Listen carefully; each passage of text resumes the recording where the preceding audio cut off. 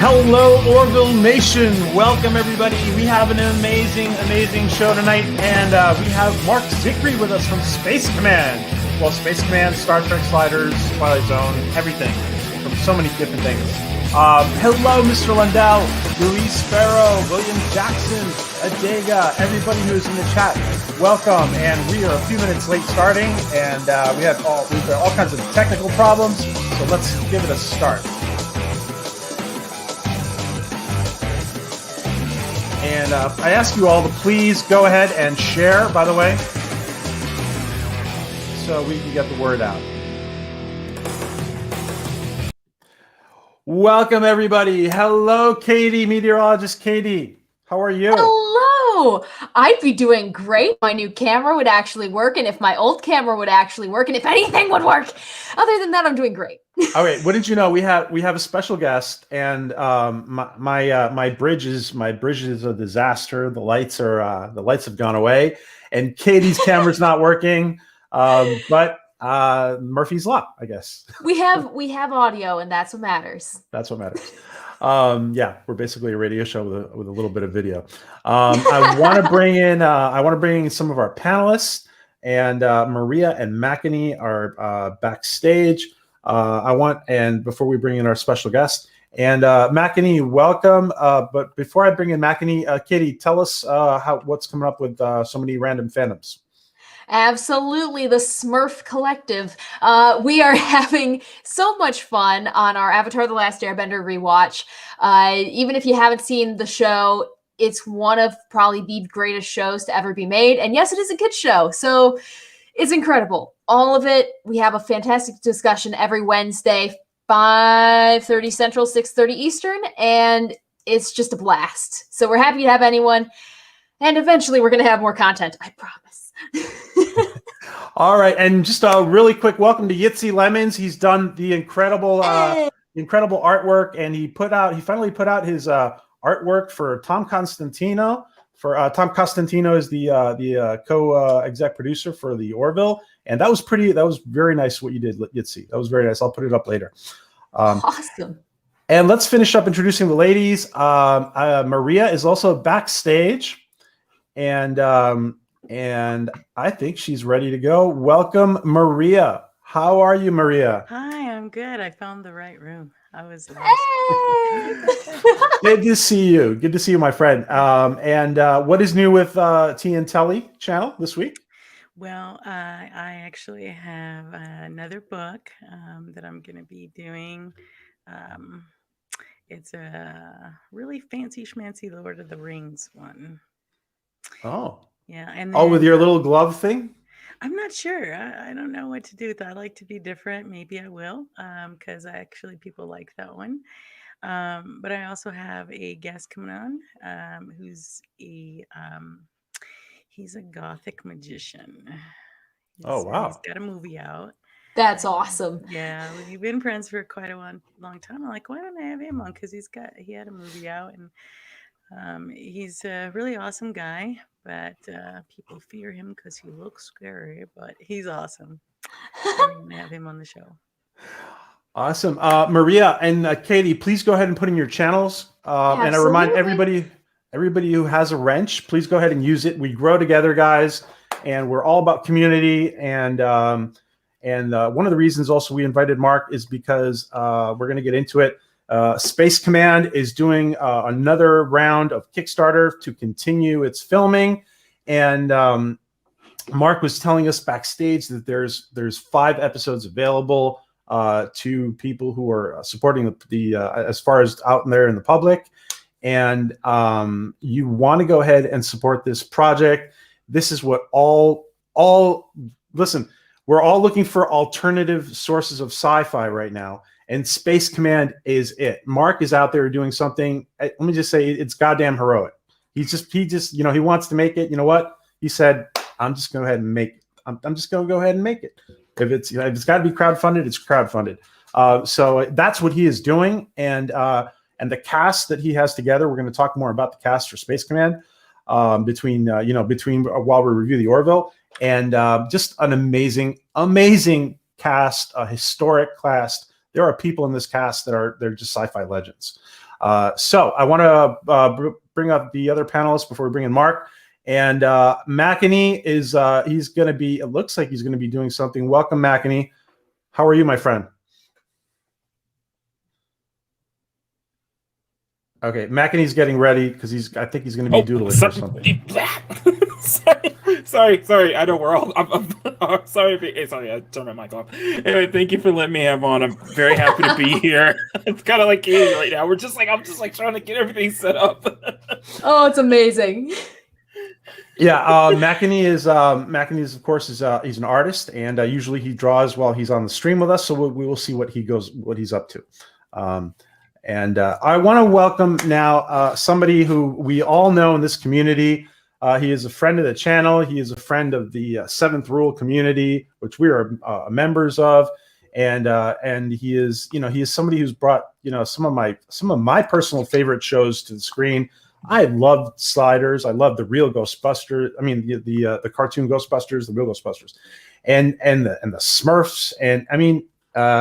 He started out with a lot of animation, and he's done so much sci-fi. He has done he's been involved with the Twilight Zone in his book. I mean, just amazing. I'm going to link the interview that we did with Mark, and I want if you guys missed it somehow. It was about like 10, 11 months ago. If you missed it, please go back and check it out. And we're going to be joined. Mark is going to sit down and talk with us again about everything he's done in the coming days, and we're going to stay tuned for the details on that. I'm going to be putting that out. So with no further ado, the one and only MARC ZICREE. Welcome, Mark. Thanks so much. I'm really good to be here. Really fun. And honor to have you. Yeah, it's going to be a great conversation. I can't wait. And Mark was telling us, that he's watched the episode with us, and he has a lot to share. Yeah, you bet. Well, I have my own Mr. Sci-Fi channel, where I talk about science fiction, because as the author of the Twilight Zone Companion, I'm sort of one of the world's experts on science fiction history and all that stuff. But also, I've created a lot of science fiction with all those shows you mentioned and more. And so with the Orville, it was fascinating that the Orville debuted exactly when Star Trek Discovery debuted. And a lot of the flaws, and a lot of the flaws of Star Trek Discovery, they were able to sidestep with the Orville. And I can just enumerate some of them. For instance, Star Trek Discovery felt it had to be different and important, quote unquote. And they poured a ton of money into visual effects and a ton of money into production value. And yet they failed to have stories that tracked or made sense particularly, and they failed to create characters that we would really bond with. It was like war in the writer's room, clearly. And they were doing things like, the Klingons were cannibals or eating humans and all sorts of really weird stuff. Whereas Seth MacFarlane understood that you don't have to be important, in quotes. You have to be topical. You have to be timely. You have to say something meaningful, but you could also be funny. And also when I saw additionally, the Orville, more than anything, and I'm sure you guys have said that before, is Seth MacFarlane's Star Trek: The Next Generation. I mean, that's absolutely what it is. The visual effects look like the 90s. The set design looks like the 90s. It's very much his riff on Star Trek: The Next Generation. And the fun part is, you look at it, and when I first saw it, I said, okay, let me think about why Paramount isn't suing them, because it's so derivative of Star Trek: The Next Generation. Well, that's a good question, actually. If you could answer that, that'd be. Because Paramount, stomped with Axanar and all the Star Trek fan films. They just stumped that flat, and they're very, very proprietary about their intellectual property with Star Trek. But here's the thing: there's one loophole in intellectual property, which is you can satirize it. You can do a satire, and you're bulletproof because it's a satire. And so so Seth MacFarlane, knowing that a satire of Star Trek: The Next Generation would not, I'm sure Fox Legal talked about this a lot to him, and that's why the early episodes were so broadly funny, and then he toned it down as it went on, because at first it had to be much more satirical, and you had a lot of dick jokes and so forth, and then it started to kind of get more serious as it went on. But the fun part is that because it didn't need to be important, in quotes, it could have very funny jokes, like and particularly in the dialogue, and it could have characters you cared about, and also there's something about Star Trek Discovery and Picard that are almost lethally unfunny. And of course, Lower Decks is a different thing entirely. But The Trouble with Tribbles is one of the most popular episodes of the original Star Trek, and that's because it's funny. And Kirk, in only that episode, is sarcastic and snide and snippy and saying funny things and undercutting other characters. And so so the DNA of that really pops up in the Orville. And the other thing that I think isn't generally acknowledged is that, you know, people say, well, why is Star Trek Discovery so poor, and why don't they just bring the Star Trek The Next Generation guys, writers, and so forth onto Star Trek Discovery and Picard? Well, there was a showrunner on Star Trek The Next Generation named Michael Piller, who actually, oddly enough, was a second cousin of mine. And Really? yeah, we didn't know that until after we'd worked together on Star Trek The Next Generation. It was funny. My grandmother's name was Agnes Piller, but the funny thing is that he had an open door policy where they would read unsolicited spec scripts for Star Trek, which is really, you know, unheard of. Most shows never do that. But so he hired Ron Moore, Brandon Braga, you know, all these amazing young writers, and then educated them to be showrunners, and they went off to do their own take on Star Trek. So Ron Moore went off and did Battlestar Galactica. Now he's doing For All Mankind. Narain Shankar, who was another one writer-producer on Star Trek, is running The Expanse. Brandon Braga, of course, is executive producer on the Orville, and Andre Bormanis, who started as a science advisor and became a writer-producer on some of the Star Trek shows, is now on the Orville as well. So what you get, particularly on the Orville with Seth MacFarlane and Brandon and Andre, is these are people who not only know Star Trek super, super well, both the original show and Next Gen, they also know the history of science fiction extremely well. And so throughout the entire the episode, if the Stars Should Appear has many, many, many riffs on science fiction, so that the more of a science fiction fan you are, the more of these references you get. And of course, it also in its DNA is Galaxy Quest, you know, with the ship looking very much like the ship in Galaxy Quest and so forth.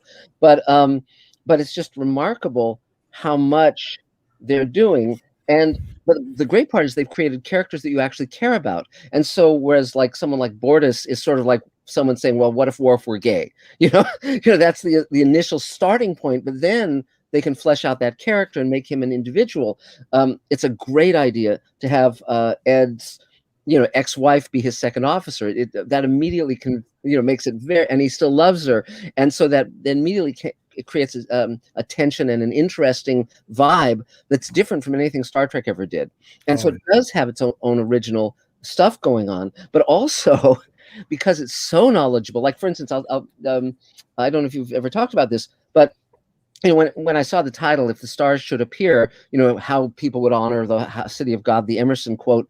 But that, in science fiction, the resonance of that quote is a major short story that Isaac Asimov wrote in his when he was 21, called Nightfall, in which a planet for the first time sees the stars because they have 6 suns, and so it's daylight, and every 2,000 years they have a night of darkness, and in that it's playing a riff where everyone starts burning everything at hand, and civilization completely collapses in that one night because people panic. So Asimov, you know, if people wonder why the character Isaac is named Isaac, you know, the robot character, he's named Isaac, of course, after Isaac Asimov and the 3 Laws of Robotics. But if you want to know even more specifically where the design for him came from, this is the first edition of iRobot. Let me get it positioned correctly. Yeah, there we go.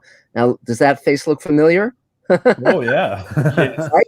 And so this is from, you know, the early 1950s, you know, 1950 exactly. And so clearly these, you know, these writers absolutely know what they're doing and absolutely know what they're drawing from. And for instance, the entire there's so much depth, to the Goodman and to Braga and sorry, go ahead, Mark. Oh no, I mean, I don't mean to do a monologue, so feel free to say.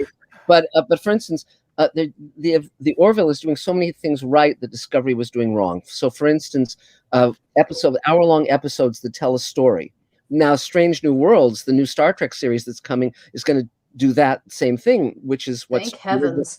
Yes, which the original Star Trek and the original Star Trek: The Next Generation did. Because if if the characters work and you love the characters, then you can have a great episode like on the original Star Trek, like City on the Edge of Forever, and then next week you might have Spock's brain, but it doesn't matter if an episode is a dog, because you love those characters and you want to take the journey with them. And that's why you watch from episode to episode. Problem is, if you do one story over an entire season, if that story doesn't work, you're screwed. You're totally screwed. And so tardigrade. Yep. Mark, mushrooms and tardigrades. Right. So the Orville was very smart in choosing to do self-contained 1-hour episodes and continue the character development. But the other thing they did is they didn't need, because it's through the lens of Seth MacFarlane's specific writer's voice and a specific sense of humor, they didn't worry about if they were doing homages or, to other earlier science fiction stories. So, for instance, this story is very much, there's this original Star Trek episode called "For the World is Hollow and I've Touched the Sky." I love that one. Yes, but it's the exact same story, which is a planet where it's a spaceship, giant spaceship. People don't know it's a spaceship. Inside, it looks just like, farmland or whatever. And they're going to impact a star and collide with a star, and the Enterprise has to fix that, right? And another riff from another Star Trek episode, there's one called "Return of the Archons," where all these kind of, the rural kind of people are worshiping a god named Landru, who turns out to be a computer. But and of course, in this episode, in the Orville episode, he turns out to be Liam Neeson, the dead captain. But the real DNA of this episode, because it was the DNA that informed the original Star Trek, was in 1939, Robert Heinlein wrote a story called Universe that was then expanded into a novel called Orphans in the Sky, and it presented the notion of a generation ship, a long flight spaceship, where the people inside this gigantic ship no longer know they're in a spaceship, and don't know about the outside beyond the metal walls, and the captain and the crew died generations ago, and these people just are kind of running on their own steam, kind of in like a theocracy. And then that story had a ripple effect down science fiction, where you got, Captive Universe by Harry Harrison, and you got The Star Lost, which was a series along those same lines by Harlan Ellison in the 70s, and so forth. So this knows what it's drawing from. And again, no one minds that, because it's fresh in its characters, it's fresh in its humor, it's fresh in its take. Plus, of course, it's talking about the small-mindedness and cruelty of theocracies or any dogma in a time when, that's such an important issue in our real world. So it's not a pointless story. It's meaningful. So that's. Oh, please. Absolutely. Mark, you brought up the question of Kelly and Ed. Is it in any way reminiscent, do you think, of Riker and Troy? A little, but that was always a little bit. It was like, okay, they had a relationship, and then they broke up, and then they end up married. It's different enough because there's something very solid and weighty about a divorce. The wreckage of a divorce is very different from the wreckage of just the girl you left behind, and so and also I think the actress who plays Kelly is great. I mean, there's a great chemistry between her and Seth MacFarlane. It's a really good ensemble cast, and and it's so I think it's fresh. It doesn't feel like it's just Riker and Troy. It does feel like it's its own thing, and very, very fun. And and it's also, the jokes are, most of the jokes land, and again, as the show continued, it stopped having jokes that were just like superfluous, like, a dog licking its balls or whatever from one of the episodes, whichever one that was. It stopped doing that gratuitous stuff, but that was, again, to insulate itself from any legal liability. And so, but it deals with a lot of stuff. Like, it deals with, I mean, the cool part is the one thing the original Star Trek and even Next Gen couldn't do that this show can do is it can discuss sexuality overtly. It can be much more overt about racism, things like that. It can land a lot more solidly in those terms and in terms of language than the original Star Trek could, or even Star Trek The Next Generation. I remember one time I was in the Star Trek Next Generation offices at Paramount, and with Michael Piller and some of the other producers, and Gene Roddenberry stuck his head in to the office, and he said, remember that when you have Picard talking to Wesley and talking about different kinds of relationships that adults can have, to mention that a man can love a man or a woman can love a woman. And they said, oh yeah, well, that's great, thanks, Gene. And he departed, and then they said, well, we're not going to do that. And it's like, I thought, well, Jesus Christ, you guys are wrong. He's right. He's absolutely right, and they should have done it. But again, they were very worried about what the audience would think or what the censors would think or blah, blah, blah, blah, blah. But Roddenberry really, like Rod Serling, Roddenberry was really pushing against the envelope and trying to really get meaningful and fairly revolutionary messages out to the audience. But now the Orville can be a little more overt with what Roddenberry and Rod Serling were trying to do, a little more Mark, subtly. Yeah. What would Gene say about the Orville? What do you think he would say? He'd say, "Get my lawyers on it." No, he would. He might. Yeah, really. I think separate from that issue, he would be entertained by it. You can tell that the people doing this show love it, that they are their hearts are in it. They are doing it for the right reasons. Certainly Seth MacFarlane did not need to do this show. He wanted to play a starship captain. He wanted to do Star Trek, The Next Generation. I mean, anyone who grew up with any version of Star Trek when they were a kid, it really shaped them. The original Star Trek came out when I was 10, and I loved it so much, and it changed. It was so such an influence on me that I recorded each episode on reel-to-reel tape in case it never showed again, because they didn't have these stars when I was a kid.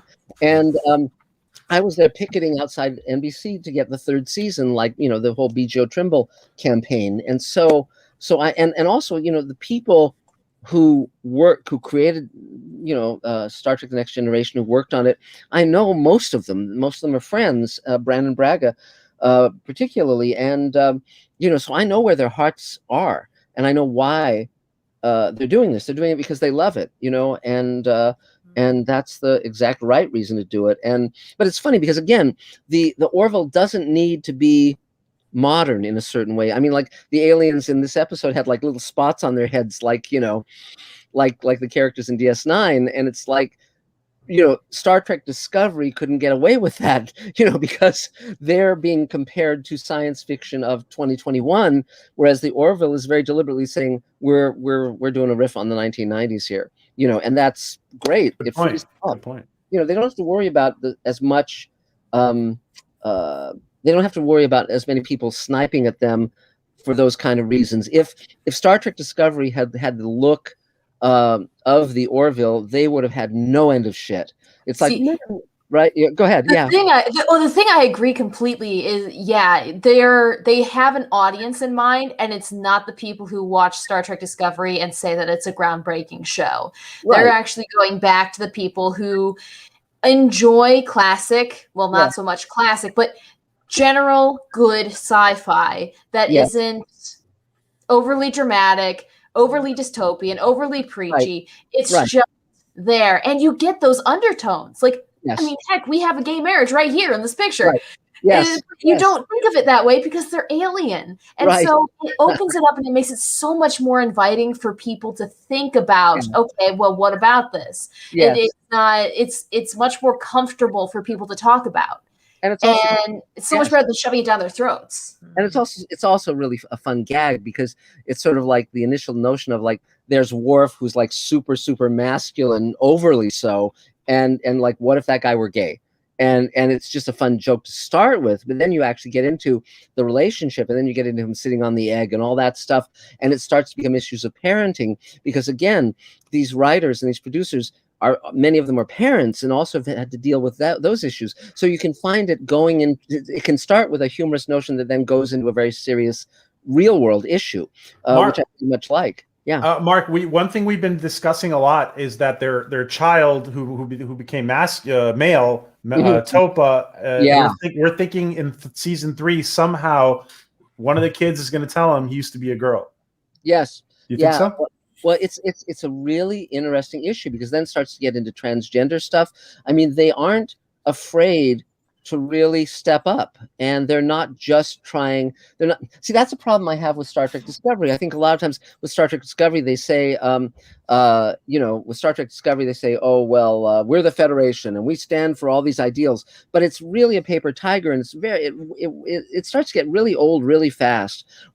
Because unless you're doing something that really is modern and looking at an issue with seriousness, it just feels like bullshit. And that's the problem I have with Star Trek Discovery, one of them amongst a number of them.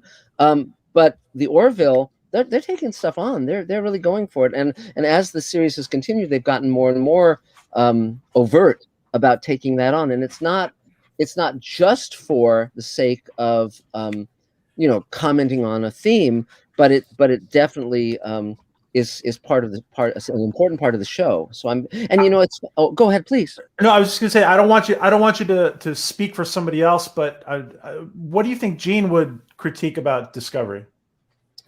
Well, I think when you look at the writers that he pulled together on the original Star Trek, there's a reason why good television is good. It's not random. You don't make something great by accident.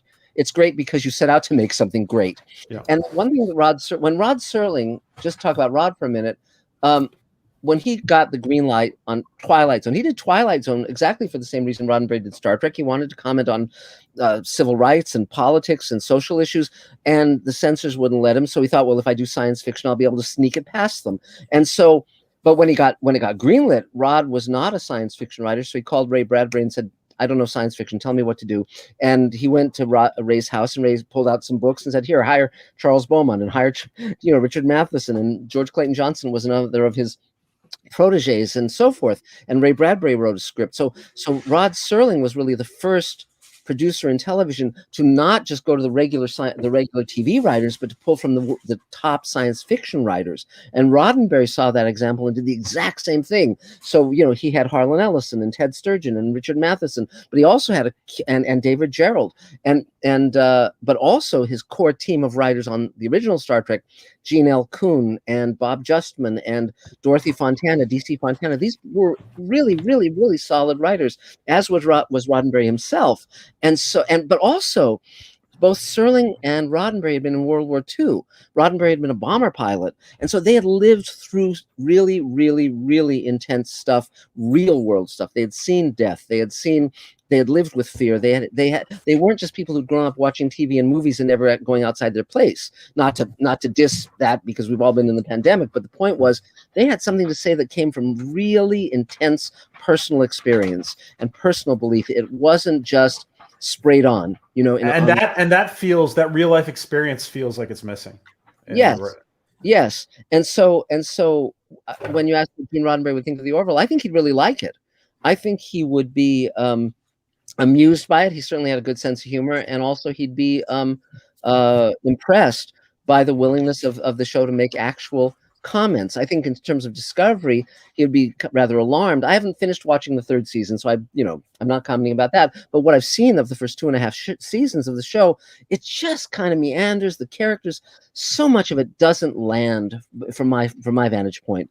And although I like a number of the actors, and in fact, Doug Jones, who plays Saru, is one of the leads in Space Command, the show I'm doing, but and he's terrific. But you get a sense of both chaos in the writer's room, but more than that, a lot of they don't seem to be able to structure a story well. They don't seem to be able to write characters well, from my experience. Mm-hmm. Whereas in the Orville, they sort of know who each character is, and those characters have a point of view, and they have, it just works better. It's better. And it has to go back at least some part to Discovery feeling forced. They're trying to literally make every single character as diverse as they possibly can, which diversity is great, but when you force it, it completely negates the idea of it.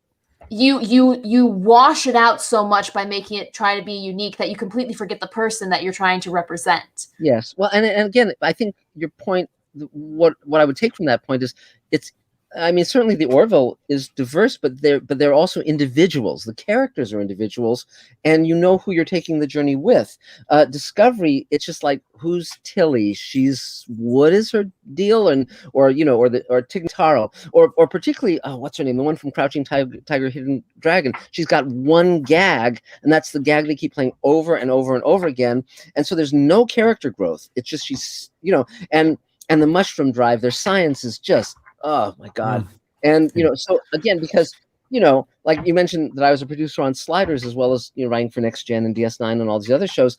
Yeah. And Babylon 5, when you write science fiction, it has to have at least one foot in credible science. I mean, we all of us are huge nuts for physics and all of that stuff. You have to know that stuff. And so when you say, well, it's powered by a mushroom drive, it's like, are you out of your mind? It's like, you haven't read about that one yet, but the thing is, the Orville, although it's, set sort of in a Star Trek kind of universe, it's not, dealing with a lot of cutting edge science. It also knows of where it speaks, not just because Andrei Bormanis comes from the world of science, but even the reference to when in this episode where the ship is called away to come to the rescue of another ship. That ship is the USS Droyan. And many people might not know what that's a reference to, but that's Anne Droyan, who's the widow of Carl Sagan. And the reason that joke is in there is because Brandon Braga, in addition to being an executive producer and director on the Orville, is also executive producer of Cosmos with Anne. And so that's the gag, that's the joke, the reference. And so anyone who's a science nerd and knows the connective tissue between these shows gets that joke. And wow, thanks for sharing that. Yeah. But again, it's like, the fun part, and this is where the original Star Trek and Twilight Zone and all these things were great, is that if you don't know science fiction at all, the stories work, the characters work, you can be entertained. Absolutely. On the other hand, if you do know science and science fiction, then you get a whole layer of, and I've done the same exact thing in Space Command, the show that I'm doing for the exact same reasons that the Orville is doing what it's doing, that you want to create a hopeful vision of the future. You want to have a show where characters are there for each other. Star Trek and Star Trek: The Next Generation, they were a surrogate family. They were there for each other. The message was, we reach across boundaries and borders to create a better future. And Roddenberry had that optimism, that hopefulness. I mean, people forget the original Star Trek was during the Vietnam War, during the riots in the cities. The cities were burning while Star Trek was on. But he had the courage and the compassion to say, we can create a better future. We just have to recognize that the only race that matters is the human race. The human race. Yeah, it was a great contrast there with what was going on. Mark, before we dive into the episode, I wanted just to talk really quick about Space Command. Can you tell us where we are at now? Yes. Tell us where you're at in the campaign and in the filming and your big goal, in your big picture. Yes. Well, I like to take on big, difficult projects and then pull them off. And so a few years ago, I came up with this notion for Space Command, which would be a space-going show, a hopeful vision of the future that would be a sort of a nod back towards Star Trek and all these other great shows we love, but also because at that time, so many of the shows and movies were so dystopic, so nihilistic, so dark. They were basically saying the future is going to be shitty and there's nothing you can do about it. And it's like, I didn't want that message. I knew for myself and for millions of people around the world, Star Trek had made the world a better place concretely in the real world because it inspired people. And I thought there was room for that. And without being on a soapbox, without being preachy, because that never works. But but by being entertaining and having a hopeful message. So a lot of my friends are showrunners, executive producers who run TV shows, and they said, well, let's take this into a network. Let's pitch it. And I said, no, I didn't want to risk that the network would cancel it at script or cancel it at pilot or give notes that made it stupid, And so I said, I'd never raised money before, but I said, let's try crowdfunding. And we had a target of $75,000 to raise in 2 months, and we raised that in 3 days and kept going in that first campaign and raised $221,000. And that allowed me to open my own studio and start shooting. And I reached out to a lot of my friends, Bob Picardo, Doug Jones, Mira Furlan, whom we recently lost, sadly. She died of West Nile virus. But Mike Harney from Orange is the New Black, Bill Mumy from Lost in Space and Babylon 5, Bruce Boxleitner, just on and on. And they all said yes. And so... Wow, what a cast, Mark. Yeah, And then, and I also started selling investment shares of $7,500 each. And so between those two things, several Kickstarter campaigns and selling investment shares, my fans have given me over $2 million. And that's allowed me to shoot the 2-hour pilot of Space Command, to do a 2-hour bonus episode that we did during the pandemic, to shoot another hour of Space Command that's already in post, to do an audio play prequel and a graphic novel that tell the same story, and we put them together into an animatic. Plus, we've started rolling camera on the next hour episode, and we've written the rest of the first season. So the entire season altogether will be about 14 hours. And the first novel's out now. And so we're talking, we're in active conversation with Amazon and Netflix and all the usual suspects, but we're not waiting for them. It does, I mean, if they say yes, then we have a lot more money. It makes it easier and faster, but I'm not stopping. You know, there's dear Mira Furlan, whom I worked with her on Babylon 5. And, you know, I wrote the role of Dr. Von Odara in Space Command specifically for her. And I remember when I sat down with Mira to talk about the role she would play, it was very early in the genesis of Space Command. And I said, okay, well, I took her to lunch and I said, I don't know much about your character, but here's what I do know. I said, she's a xenoarchaeologist. She has a fiery but loving relationship with her daughter, and she is not defined by a man. And she said, I'm in. Nice. So it was great. It was great. And also I knew that Mira spoke Serbo-Croatian, and I'd met a young actress named Jelena Mrđa who also spoke that language and was from there. And so I cast them as mother and daughter. And so when they're speaking to each other, they're speaking in Serbo-Croatian, and when they're speaking to other people, they're speaking in English. And I thought that was great fun. And in fact, I've just cast a new actress for a different role who she and I have been talking via Zoom, and she's in Moscow, and she'll be playing Lieutenant Tatiana Strugatsky, and she'll be speaking both English and Russian in the show. So, you know, it's Wow. and we have a couple of characters we've cast who speak Spanish as well as English. And we just did a scene in the bonus episode in Ripple Effect where it was a scene between one of the Space Command officers and his father, inviting his estranged father to his wedding, and his fiancée is in Space Command also. And the entire scene was in Spanish. There was no English in that scene. And I love that. Wow. I think it's super cool, because again, when we talk about inclusivity, that's how you do it with characters who have a heart, who have a sense of purpose, who have an individual voice, and then you're just saying, okay, everyone's welcome to the table, you know. You know what's really good about that too, Mark, is that that we sometimes see sci-fi. They go to all these different planets and everybody speaks English, and, yes. And we need to be reminded that even on our own planet, we have that problem. Yes. Well, the fun part was that because, you know, when I started in television, it was a one-way conversation. You know, you'd write a show, or it would air, and then you might get a fan letter, or you might go to a convention and meet some of the fans, but that was it. But now, thanks to the internet, it's a two-way conversation. And so one of my fans asked a question early on in the project saying, will there be foreign languages in Space Command? And I said, yes. And I started thinking about it. It's like, well, I don't believe that we're all going to end up with, you know, lingua code or whatever, where it's like one language that everyone speaks. I think that it's going to be exactly like it is now. We'll have French and Spanish and Serbo-Croatian and Urdu or whatever, you know, it's like, and I like that. And, you know, Mark, we asked, Alan Dean Foster was on a couple of weeks ago. We asked him that we asked him about created languages. Yes. And he said that he does think that the planet will unite, but he doesn't think it will be under a forced language. No, I don't think so either. And so, so basically with Space Command, we've rolled camera, and as I said, we've recorded 5 hours of the show plus a short story I wrote. I deliberately wrote the pilot where I would have one cameo, which is when I was 12, my mother bought me a real spacesuit. And they had a sale at Western Costume, and this was a spacesuit that was a Navy high altitude suit from the 50s, and it was used in a Twilight Zone episode called The Parallel. Cool. And, so in Space Command, there's a crash landing of a ship, and I'm at a terraforming station on Mars in my spacesuit. I just see the ship come down and have this amazing landing, and I say, wow. And that was all my role was supposed to be. But then later in the pilot, there's a battle on Titan between rebel fighters and synthetic humans. And the rebel fighters are in these sort of thrown together spacesuits. And when we were shooting that scene, one of the actors didn't show up. So I said, well, I can throw together a spacesuit and I'll play that role. But I said, the one thing I require is that I be disintegrated. And so I get hit by a beam and I go, ah! and my body disintegrates. And then at the very end of the show, there's a statue of our main character, Captain Jack Kemmer. And behind him in this park, you see sort of other statues, and one of them is a statue of my character. And so I thought it'd be fun to write a story that connects those 3 appearances of that character, makes it one guy. So I was invited to collaborate, to contribute a short story to an anthology called Space 1979. So I wrote this story. And when we shot my first cameo on Space Command, they asked me what I wanted the character's name to be in the credits. And I said, Grizzled Space Jockey. So that's the name of the story.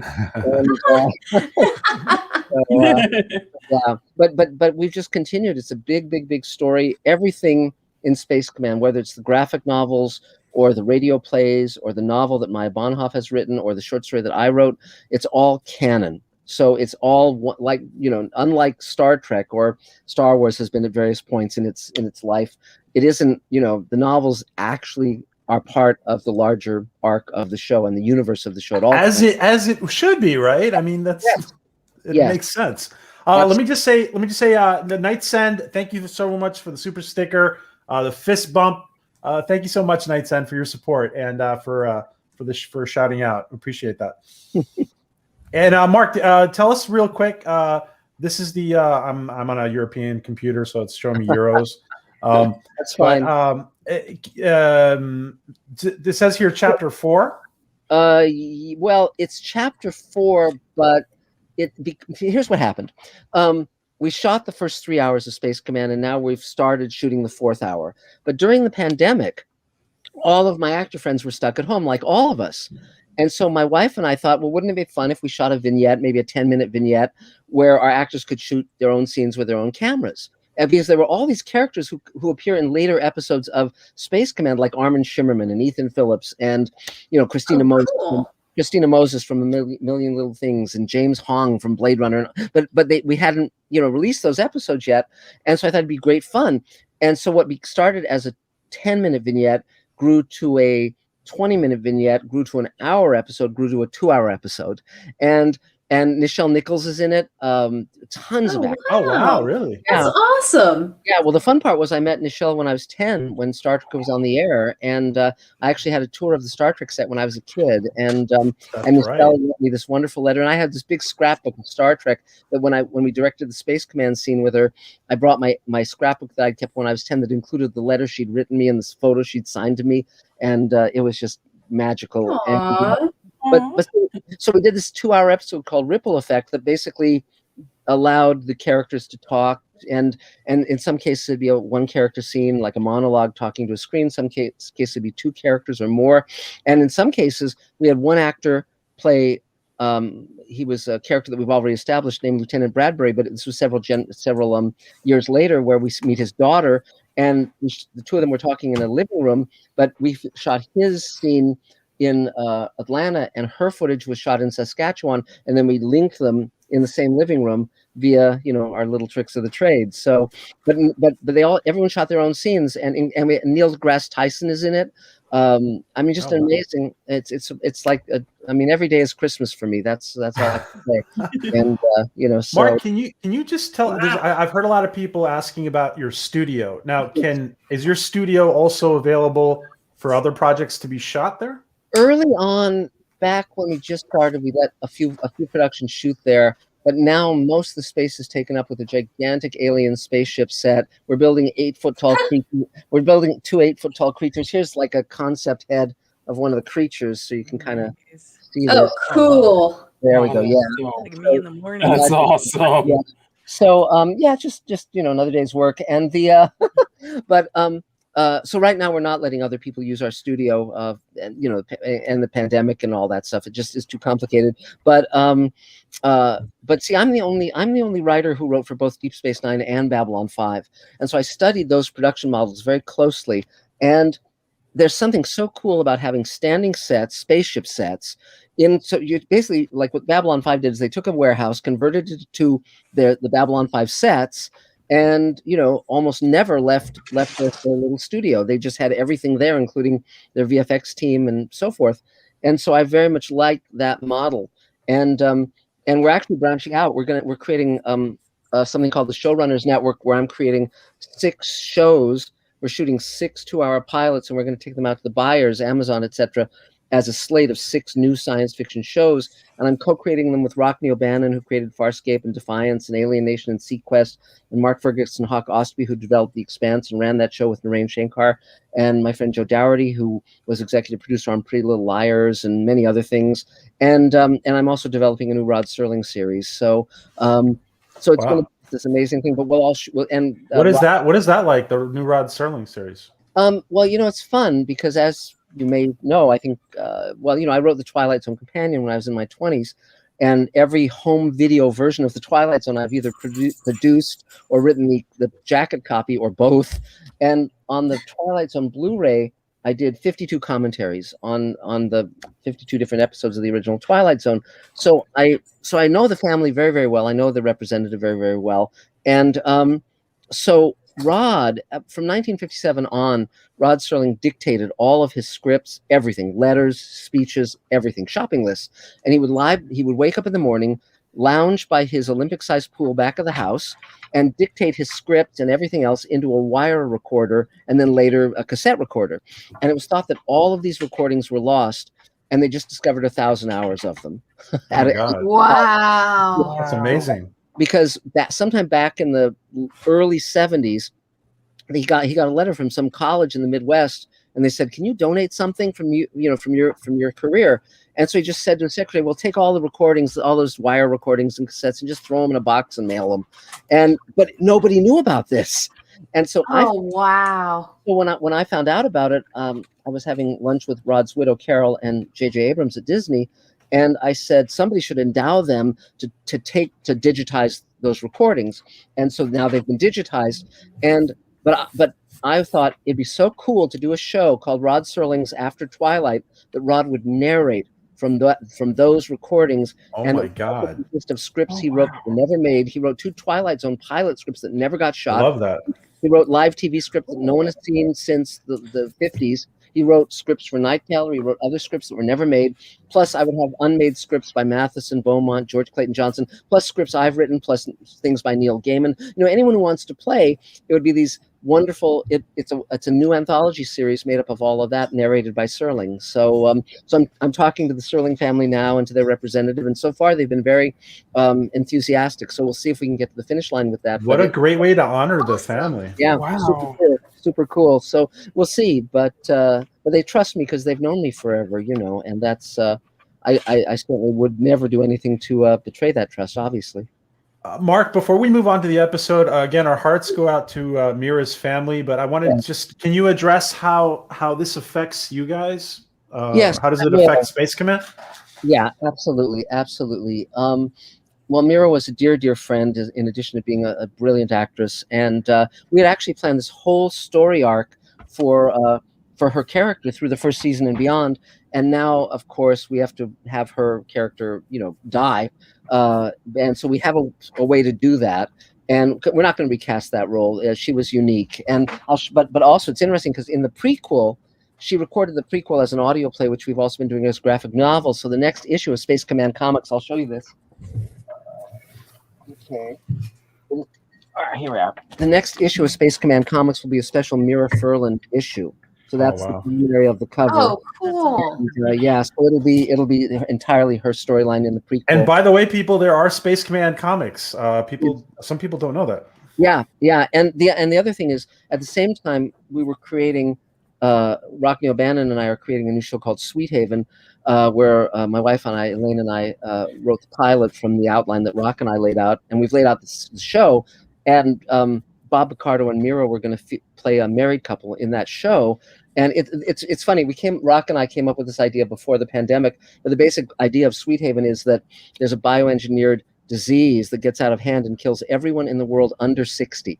And so the people 60 and above have to figure out how to keep humanity going when they can't reproduce. And so it has Bob Picardo. It had Mira. So we recast that role. We did recast because we hadn't shot it yet. So we just had a Zoom table read with our cast, and it includes Mira's character will be played by Marta Kristen, who played the older sister in the original Lost in Space. She's amazing looking and a wonderful actress. We also have Gates McFadden in it. We have Barbara Bain of Space 1999. We've got, as I said, Bob Picardo, Mike Harney from Orange is the New Black and Project Blue Book. Gosh, who else is in it? It's just an amazing cast, and so we're going to be shooting that pilot very soon as the pandemic lifts, and it's incredibly fun, and when Veronica Cartwright from Alien and the Birds is in it as well. So fantastic. Yeah. So I mean, it's so fun to be able to do all of this stuff. But with Mira, because we shot her role in Space Command, we aren't recasting. We'll let what she did be that character's contribution. But with Sweet Havens, we will, have another actress, because we hadn't really started that journey quite yet. But sadly, we had a wonderful lunch with her and Bob Picardo a few months ago before she fell ill, where we were all talking about the role they would play, because they were so thrilled at the idea of playing a married couple, and it would have been quite wonderful. But also, when you talk about inclusivity, we also have gay characters in Space Command as well, and that's particularly Mira actually. Spoiler. I'll tell this much. There's one point where she hires Bob Picardo in the pilot of Space Command to help her excavate an ancient alien spaceship. And he kind of tries in a very awkward way to ask her for a date, and she kind of very gently turns him down. And we learn ultimately that she's actually a lesbian and she's married to another woman. And but the fun part is she has a daughter, a grown daughter. So again, I was very interested in the complexity of human relationships, but also when Sally Ride, the astronaut Sally Ride, passed away, they mentioned that she had a longtime companion, that she had been gay. And I think it's appalling that they don't teach in every school in the country that there was a lesbian astronaut. And, people need to know science fiction. Where are the lesbians in science fiction? There are a few, but, we need to have more, not representation because we're trying to, check off boxes. We should have representation so that the world we write is the world we live in, so there shouldn't, that's why I love to do that. But it's very funny because when I asked Mira and Catherine McEwen, who plays her wife, if they would mind playing a gay couple, they both were very enthusiastic about it, and they really had a wonderful chemistry. So I'm glad that we got to show that. It was really fun. Mark, and you mentioned Sally Ride. Yes. Were your thoughts on For All Mankind? Have you seen it? Yes, I have. I've watched both seasons, and I'm friends with Ron Moore. I think it's a very good show. I think it's terrific, and it's interesting. The thing I've said to Ron is when they finish the show, can I have the sets? And I also said that to Narain on The Expanse, because with Space Command, we're always looking for clever ways of expanding our production value, and one of the things I learned from Rod Serling, Rod shot Twilight Zone at MGM, and so he had access to every set, every costume, everything made by MGM for any movie or TV show they ever did. And so a lot of stuff from Forbidden Planet and a lot of other shows shows up in Twilight Zone. So when I was a producer on Sliders, I said, do we have access to everything on the Universal lot? And they said, well, that's funny. No one's ever asked us that before. And then they came back and they said, yeah, with a few exceptions, yes. So we got stuff from 12. Wow. We got stuff from 12 Monkeys and the biggest the little whorehouse in Texas and Jurassic Park. I mean, on and on. And so with Space Command, I think I have now 14 spacesuits. I have one from Aliens, 2 from Outland.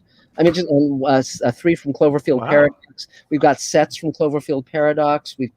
There's stuff from Jonathan Frakes. Is there any IP related to that or no? Well, you redress it. You redress it. But the quality that goes into these, and we've also built original spacesuits as well. And but again, I love just for the those. Mark, I got to tell you, I know where you can get more spacesuits. I'll tell you. I'll tell you off. That would be great.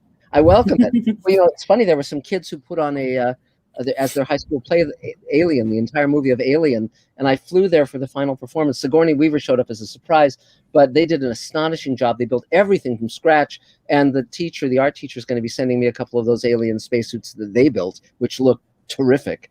So it's just cool. It's just fun. It's just fun, and I it's and But see, I feel very much part of the tradition of science fiction. And so for me, to be able to have little in jokes or little in references, or, you know, something pops up and you say, oh, wow, that's really fun. You know, so I would never rip off stories. I would never rip off, you know, the important stuff. That's original and it has to be alive.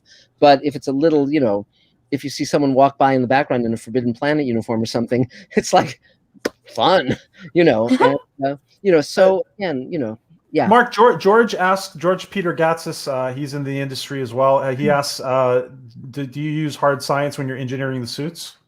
When you're coming up with a concept suit? Yes, we do. We're actually going to have a spacesuit contest where people can build spacesuits and send them to us. And there are several categories. One is steampunk. Well, we actually just bought a steampunk spacesuit that Benedict Cumberbatch wore in some strange little movie. And but we're going to have a steampunk category, a scientifically accurate category, and one category which I love is the entire spacesuit is made entirely from parts that cost $100 or less from Home Depot or Lowe's. So see, that's my kind of thing. I am a menace when it comes to going into home supply stores, so that could work. Yes, but again, that's I love the creativity. I love the innovativeness, you know, because that's the heart of science fiction. That's why I love science fiction conventions. You not only can you meet your heroes, but you can make spacesuits. You can make your own alien costumes or masks or whatever. I mean, there's no dividing line, or let's say ideally there should be no dividing line between the professional writers and the fans, because we all came up as fans. I never left fandom. I mean, I'm still a science fiction fan. I'm as geeky as they come, you know. So you know, so I have no arrogance at all in that regard. No, I love conventions for sure. I don't make spacesuits, but I make a bunch of my cosplays, and one of them is a Lego man that's based off of the original patent, and I'm currently reworking it, but it's incredible. I love building stuff. But you know, it's funny because all of this cross-cultural stuff informs things in very interesting and surprising ways. For instance, there's a great episode of the original Twilight Zone called The Invaders, where Agnes Moorehead is attacked by these two little miniature figures in spacesuits. And my friend Doug Hayes directed that episode and worked with William Tuttle, the great makeup man, on it. And he said what his inspiration was the Michelin tire man, who had this big, bulky kind of thing made of tires. And he said if these are astronauts on a heavier gravity world, they'd wear something really bulky. So again, it's, you know, you never know when inspiration is going to arrive from somewhere. And so I think that's just super fun, really, really fun. So yeah. Before we continue with the episode, Mark, really quick, there was several people were asking, have you ever worked with Joe Malazzi from Stargate and Dark Matter? I think I have. You know, it's so funny. I think I know Joe. Yeah, I think I do. I mean, it's like, it's been a long time since we've talked, but I'm pretty sure I do know him. Yeah. Cool. You know, at least I can spell his name correctly. So that you know, but yes, I mean, and again, you know, so many of us who make science fiction television, we know each other. I mean, when I was a producer on Sliders, I would contact, you know, Mike Okuda and those guys on Star Trek for, like, you know, pseudoscience about parallel worlds, and they'd fax stuff over to me. It was, you know, we weren't competitive in that way. We were very we were watching each other's shows. Joe also started in animation, I think. So. Yeah, that may be where we crossed paths, in fact, because, you know, I was the god of animation in my early 20s. This looks great, MAKINI. Yeah. That looks incredible. I'm just okay. I'll do the Orville cast. So I'm great. Wow. So I'm just like, okay, let's. That's fun. That's really fun. Yes. Well, it's just a great. George Peter Gatsis and Dave Beatty have also done this with us while they're drawing and it's just fantastic to watch you guys while we're talking. It's a privilege. That's really Mark, so let me put up the next image. The episode starts with with Bortus, and they're having a little dispute about Clyden not getting enough attention. Yes, and he gets some Rocky Road ice cream and starts watching The Sound of Music. Yes, so good. That's really fun. Well, sorry, that's one of the reasons why I love this show so much, is it's so out of left field when it comes to stuff. You cannot predict it. And that with television right now, it's so, if it's a generic script, it's so easy to predict. This is not, and it's so refreshing. But also, it's really fun when you think about this is the producers being very clever, because Sound of Music was made by Fox, so that's how they're able to get the clip. Just like on Babylon 5, which was distributed by Warner's, they could have Looney Tune cartoons, clips of those, because it was Warner's. So again, knowing who owns what or who has access to what can be incredibly useful. But this is also where that humor is just really fun. And I thought, most of the gags in that episode really do land. They really do work, and they're funny. And it has a very specific voice. And so that was just really, really delightful. I thought it was great. Was anyone else jealous of their screen? Sorry. Go ahead, Katie. Sorry. I'm just jealous that they have a nice screen. I want that TV. Yeah. It's Maria, cool. What did you think about this episode, Maria? It was hard not to laugh at some of the interaction between it, especially this scene between them about the complaining about not getting enough attention, and then just the way he talks to him about it. He sounds so like me. I'm pouting. I didn't get enough attention. But the turning to the food thing, which I thought was funny, it started making me think, God, I wish I could zap at food like that when I'm craving something so fast. But then I'm so geeky, I'm thinking, gee, I wonder if that calculation about the Rocky Road thing is right. Did somebody actually look that up and see if Rocky Road is the most requested comfort ice cream food? That's funny. I really liked it. This beginning part. All their beginning parts are always hilarious. And you never know what to expect through that. But I was actually wanting to ask a quick question. What part do you think, when creating sci-fi in a show? Okay, whenever I have my dreams and fantasies, I think of things that absolutely I would think what I would like, but I know would never exist. A lot of these shows base these things on scientific things that are actually possible. Like, for example, in the episode where she gets shot and they're retrieving the bullets and then filling her with plasma. That's entirely possible. But the way it's done, obviously, it's with science fiction. So it's like, I'm wondering what part of it is based on things that could actually happen and people get more excited about that happening, or making it total fantasy to where it's not possible, but it would be cool. I mean, so well, you either have to have realistic scientific basis on what you're coming up with, or come up with a pseudoscience that's plausible. If you're writing fantasy, you don't have to do that. It's just magic, though the rules have to be consistent. But in science fiction, you only have pseudoscience or real science, and you have to be very careful of how you're establishing that. But all of us who write science fiction, we all know space scientists. I mean, for instance, with Space Command, I've been in communication with JPL and NASA and the Johnson Space Center, and the doctor who, is the ground doctor for the astronauts up at the ISS, and I know astronauts as well. So again, you run stuff by people, and you try. If a story needs something, you'll bend the rules, but you try not to break them.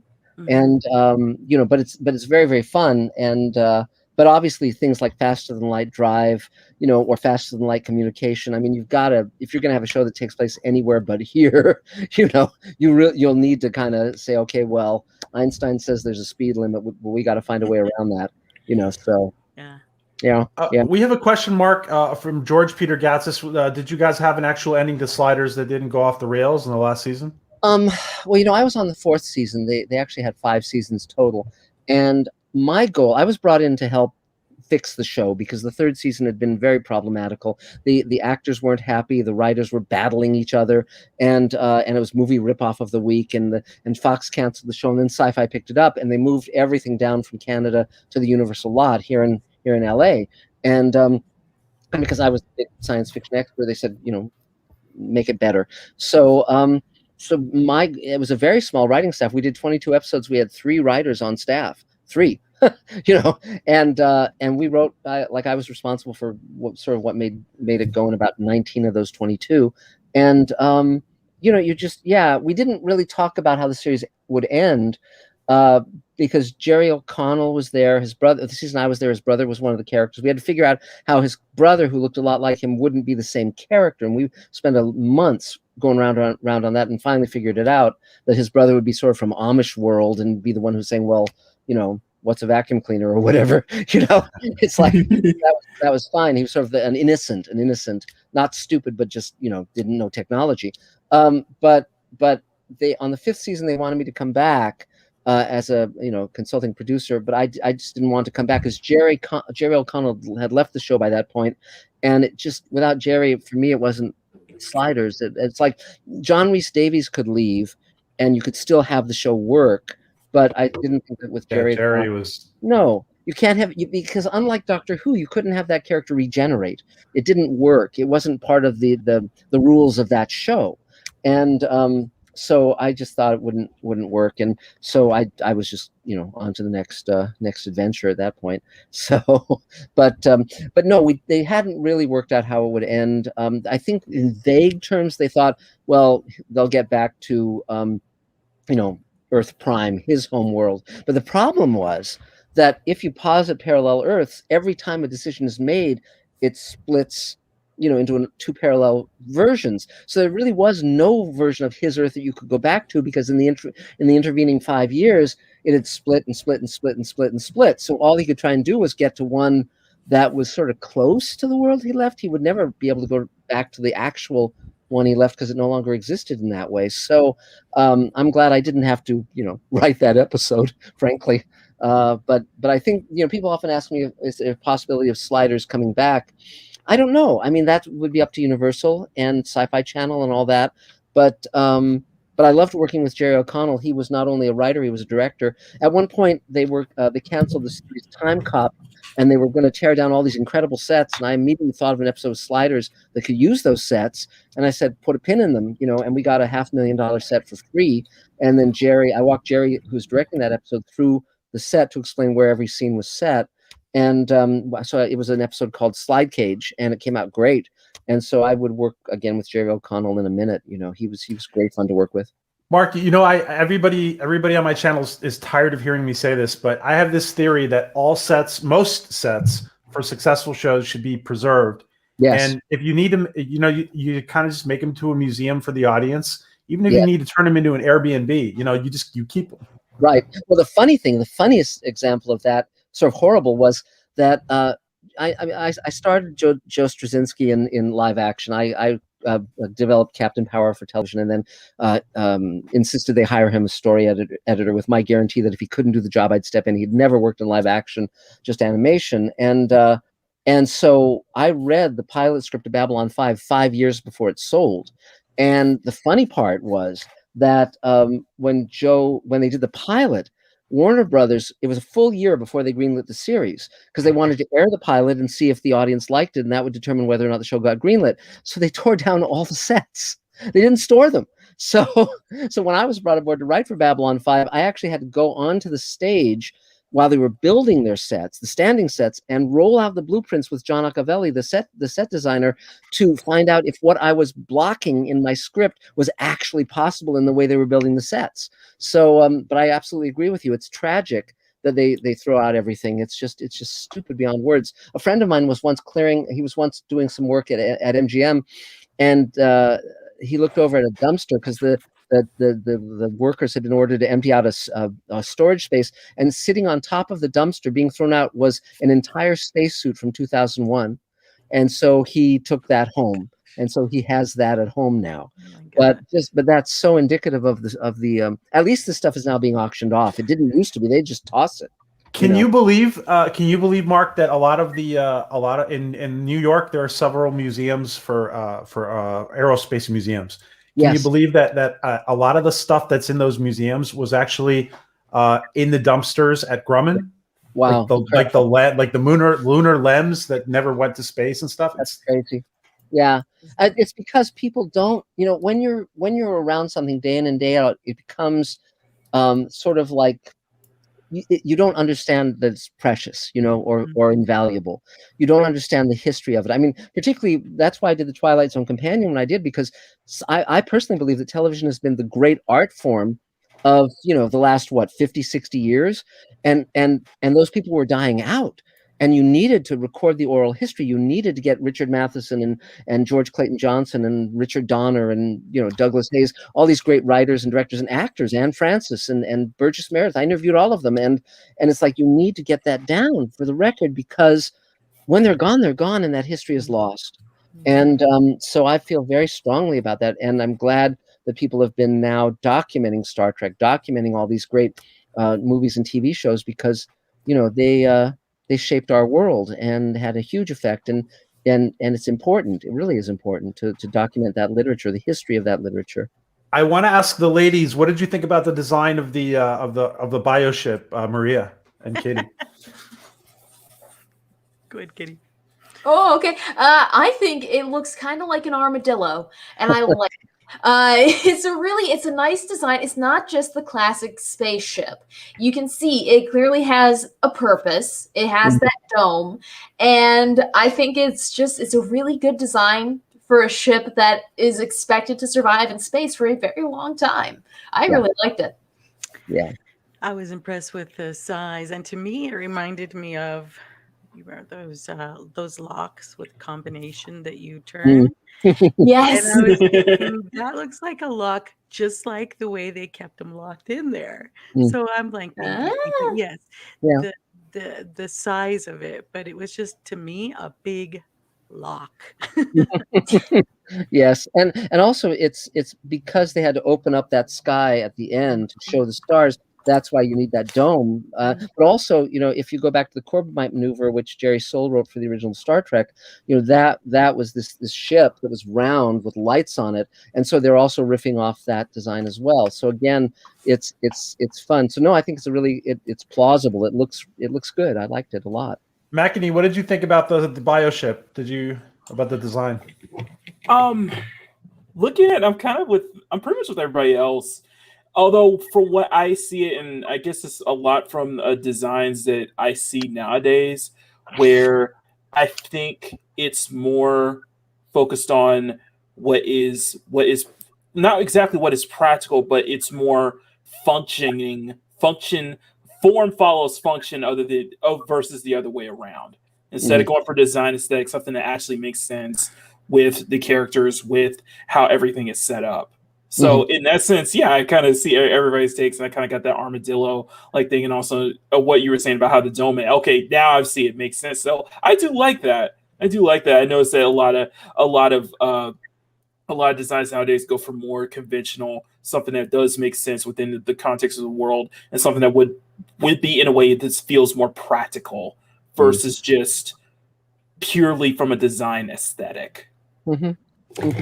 Now, I have a really important question for the man who brought back, well, one of the people, I'm not sure if it was you or exactly, Mark, but one of the people involved in bringing back Slimer from Ghostbusters. What do you think about Yaphet and his pursuing of Dr. Finn, and what do you think about this character? Well, when I look at that character in the Orville, I always think of those Mucinex commercials. I always think of that like the ball of phlegm. And so it's kind of loathsome, but Sliders, you know, with Real Ghostbusters, it was really fun to write Slimer. But also the real fun of that show was Joe Straczynski story edited it, and he said it to all of us: write it exactly as if you're writing a sequel to the movie, and don't write down at all. And so we could just really satirize everything, and it was. Oh my God, the writing on that show was great. It was really fun. For a cartoon, it was great. Yeah, I wrote 4 of them, and I mean, all the stuff I did in animation, I never brought anything but my A game. You know, my friend Frank Spotnitz, who created Man in the High Castle, said, "You always aim for the fences, because then at least you'll get a single." You know, so you know, I share that belief, and so I wrote 4 episodes of Real Ghostbusters and had a great time doing it. Awesome. What do you ladies think about Yaphet? He's always pursuing Dr. Finn. She is so patient with him, and he, like, at this point, I mean, this has to have been going on for weeks. I'd just be like, dude, here's a prescription to go on a vacation. Find yourself a pleasure planet. Just go and leave me alone. And I'm very surprised she didn't do that. That's fun. So yeah. Oh, go ahead, please. Oh no, she's very patient. Yes. But Maria, it's a fun Maria, game. what do you think, Maria, about this relationship? They're colleagues, but Well, she is good about keeping her cool with it. It is like I'm trying to be polite with a guy who just doesn't stand a chance, but still keeps trying. Yeah. But he is such a little jerk for trying to go after her with the emotional kill there with, I guess, no, it's being lonely. and now Yaphet flips out when she ends up going for the robot for the android. Right.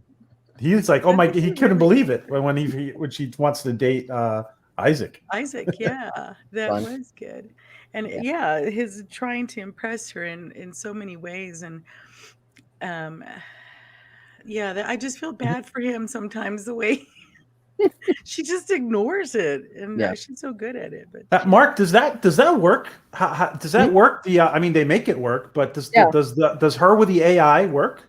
It's you mean with that gelatinous guy? You mean, or no, with Isaac. With Isaac, she ends up dating Isaac in season 2. I just started watching that plot line, so I have to sort of see how that progresses. You know, it's an interesting thing to do. You know, I mean, it's funny because, again, you know, Isaac started out sort of being like, you know, like Data, except even more so. And people, you know, of course, thought that Brent Spiner was doing that voice when he wasn't. And but again, if you're on your game as a show continues, you develop the characters, and people watch television because they like the people. They want to spend time with those people. And that was certainly true of Kirk and Spock and McCoy, and it was certainly true of Picard and Riker and Worf and Geordi and all of those characters. And they know how to make a TV show. They know how to develop characters that you want to take the journey with. And so I'll have to see where that goes. And you know, it's funny because my wife and I, you know, we write and direct and produce together. And for us, it's always, well, do you want to watch a show or do you want to make a show? You guys don't have time to watch everything. Yeah. And also, I just finished a new book. Here it is. It's called Greenlighting Yourself, and it's about how to do all the stuff that I'm doing. And it's my publisher's waiting for it. So as soon as I read through it, I'll send it to you. It's Silman James, who publishes the Twilight Zone. So that's like you kind of mentoring people through the book. Yes, and also I have. That's amazing. And also, my friends provide stories of their careers in terms of how they got around rejection and so forth. So J.J. Abrams is in it, and Guillermo del Toro, and Neil Gaiman, and so forth, because they would have told me stories in conversation. Ray Bradbury was my mentor for many years, and they would tell me things that they hadn't necessarily spoken about in public, and so I would say, okay, do I have this right? Do I remember this? Is it okay if I tell this story? And you know, and they said yes, and it's really fascinating. I mean, Ron Moore told me about how he wrote a spec script for Star Trek when he was given a set tour, and he thought, if I'm going to have a tour of the set, I'm going to have a script under my arm, and you know, and it worked. He ended up breaking into television that way. And so I really want to empower people to be able to make their dreams come true without having the studios or the networks or the publishers wave their magic wand, because so many people spend years and in frustration. And now with the internet and cameras, video cameras that we all have in our pockets, and being able to edit on a Mac, and YouTube, being able to have your own channel. I mean, it's really, there's enormous ways to do what you want to do. And that's also one of the reasons why I'm doing Space Command this way, where my fans are financing it, because I want to show that you don't need, the old rules no longer apply. It's nice that when a network gives you millions of dollars to make something, but that isn't the only way to do it. And Mark, I'll tell you something. You inspired me in one thing. Last time you were here, like 10 months ago, I had already started like plotting everything, but you said something. You said, I don't forget exactly what you said, but you said they should make somebody should make a film just with stock footage. Yes. And I was already thinking about doing it. And when you said it, I'm like, I mean, if Mark is saying it, then I'm gonna try it. So Yeah. we're actually trying to put a Stargate fan film together just with stock footage. That's great. That's great because again, you know, I mean, also, you know, when they started doing Star Trek fan films, when James Cawley started doing Star Trek New Voyages, you know, I directed an episode with George Takei that got nominated with Hugo and Nebula, and I co-wrote that and executive produced it, and that showed me that there was an intersection between the professional world of television and the fan world where they were really intersecting, you know, and that showed me that you could work very much outside the box and create something worth seeing. But the trick is you have to have incredibly high ambitions and not lower them at all. So for instance, in Space Command, the first 2 hours of Space Command have 1,800 visual effects shots in the first 2 hours, 1,800. And that's enormous. I mean, a big tentpole movie wouldn't have that many. And the characters are central and the story is central, but I didn't limit myself at all. Mark, did any of the actors have pause at first? Were they concerned about budget? No, at all? not at all, because they knew me and they knew my work and the quality of my work. And when they saw the episode with George Takei, which, you know, on my YouTube channel, Mr. Sci-Fi, if you go to the landing page, you can watch that entire episode. And it was, you know, I mean, we beat it. You know, we won the TV Guide Award. We beat out Battlestar Galactica. I mean, it was, and the funny thing is that the actress who plays Sulu's daughter was Christina Moses, and she'd never done television before. And when J.J. Abrams saw that episode, he put her on a talent deal. He emailed me. He said, "You were 2 years ahead of all of us, and now she's starring in a million little things, and she's also in Space Command." So, you know, there's not a huge wall between what I'm doing and what the networks are doing. It's permeable, and you know, and the lovely part is that I don't have to ask permission of anyone. So that's great, and I just have to have Kickstarter campaigns and sell investment shares, and eventually, you know, a network is going to be smart and buy this stuff, and, you know, fine. I'm not doing this to exclude the buyers. I'm doing it because I don't want to be limited by the buyers. And Sure. you know, I write it, I cast it, I shoot it, I put it, you know, I share it with my fans. And I told my cast, I said, you know, if I'd gone to a network and said, I want, you know, Bob Picardo, Bill Mumy, Mira Furlan, you know, et cetera, the executives would have said, who are those people? We don't want those people. And they would have insisted that I hire some actor from the CW who can't act. You know, not to bad mouth to CW, but again, if they're writing the checks, you have to listen to what they're saying, and I don't have to listen to anybody other than my own aesthetic and my own heart. I think this formula for you is such a win-win. Yes, it really is. It is. I say it's like Christmas every day, and it is. I don't mind hard work, and because of that, this is not difficult for me. This is not, you know, the good part was that I came up in television, and multitasking is what you learn. I mean, the year that I was a writer-producer on Sliders, I also sold Far Beyond the Stars to Deep Space Nine. I was also laying out all the outlines and writing a number of scripts for Animorphs.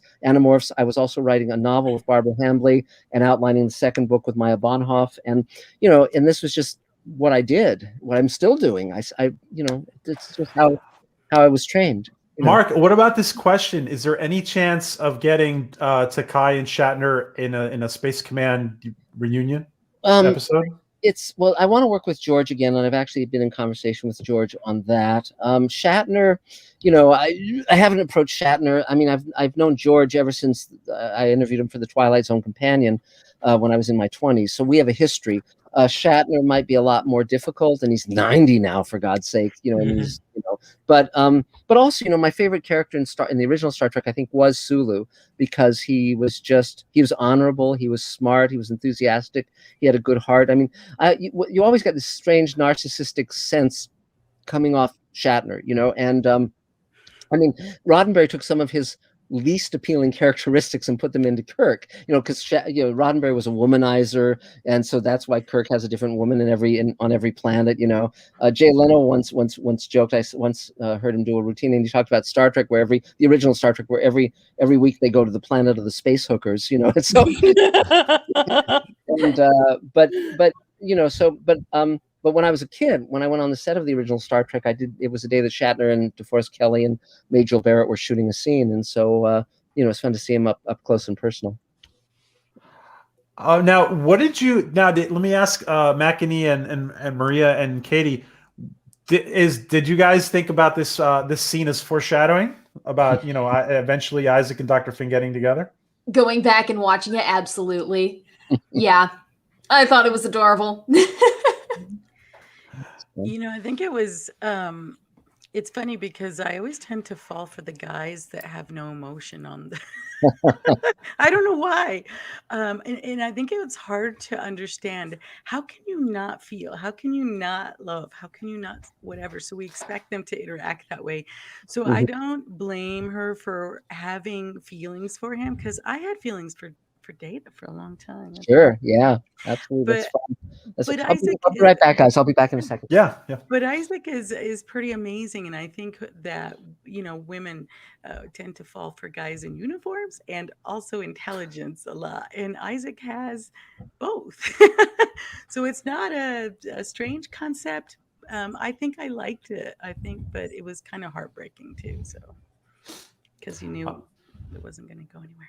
Darius Munchausen, thank you so much for the super sticker. Let me just take a look at it, what it is. Makini, did you see any foreshadowing with Dr. Finn and Isaac on this platform? I'll be the odd man out and say that this has come from somebody who hasn't watched Orville, but from what you guys are saying, it sounds like it can, and it sounds like it could be.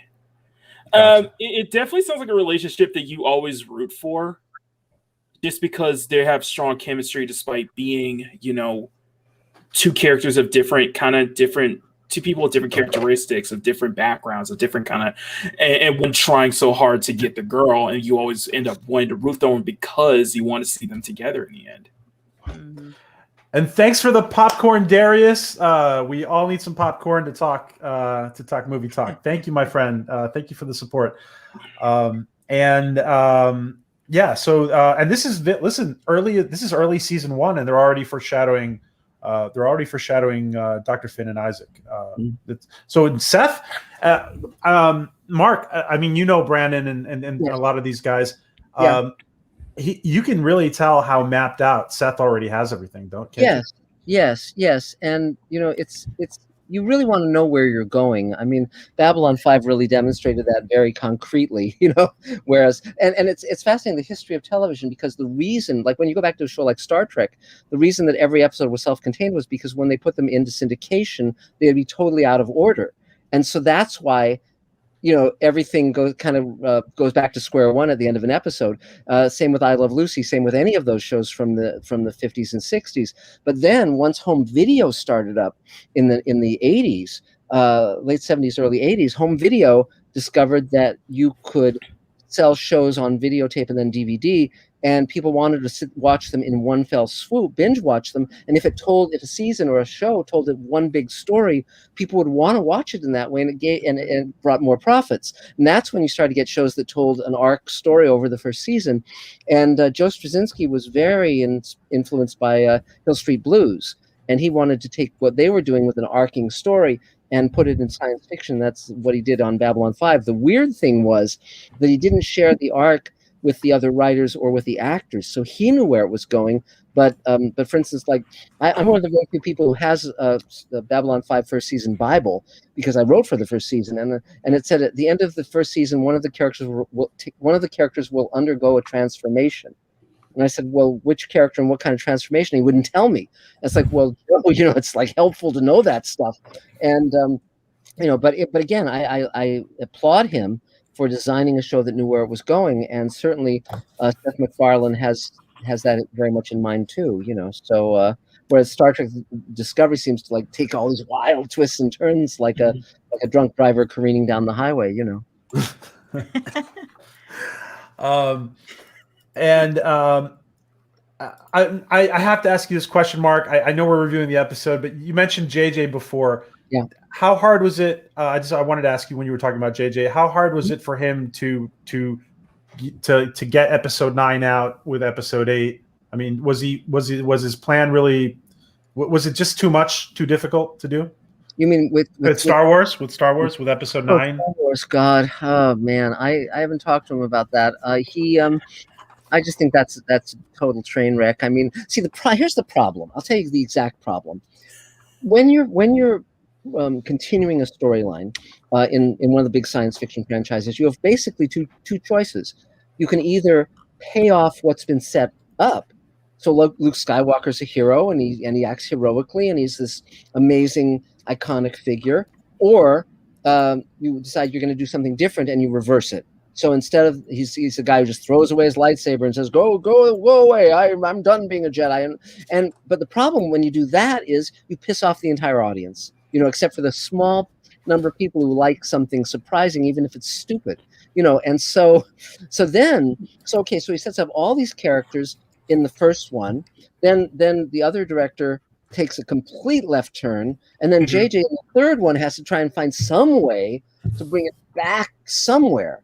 And so the characters don't pay off, or if they pay off in really weird ways. I mean, it's like, okay, it makes sense for Darth Vader to sacrifice his life to save his son, okay, which is a great payoff.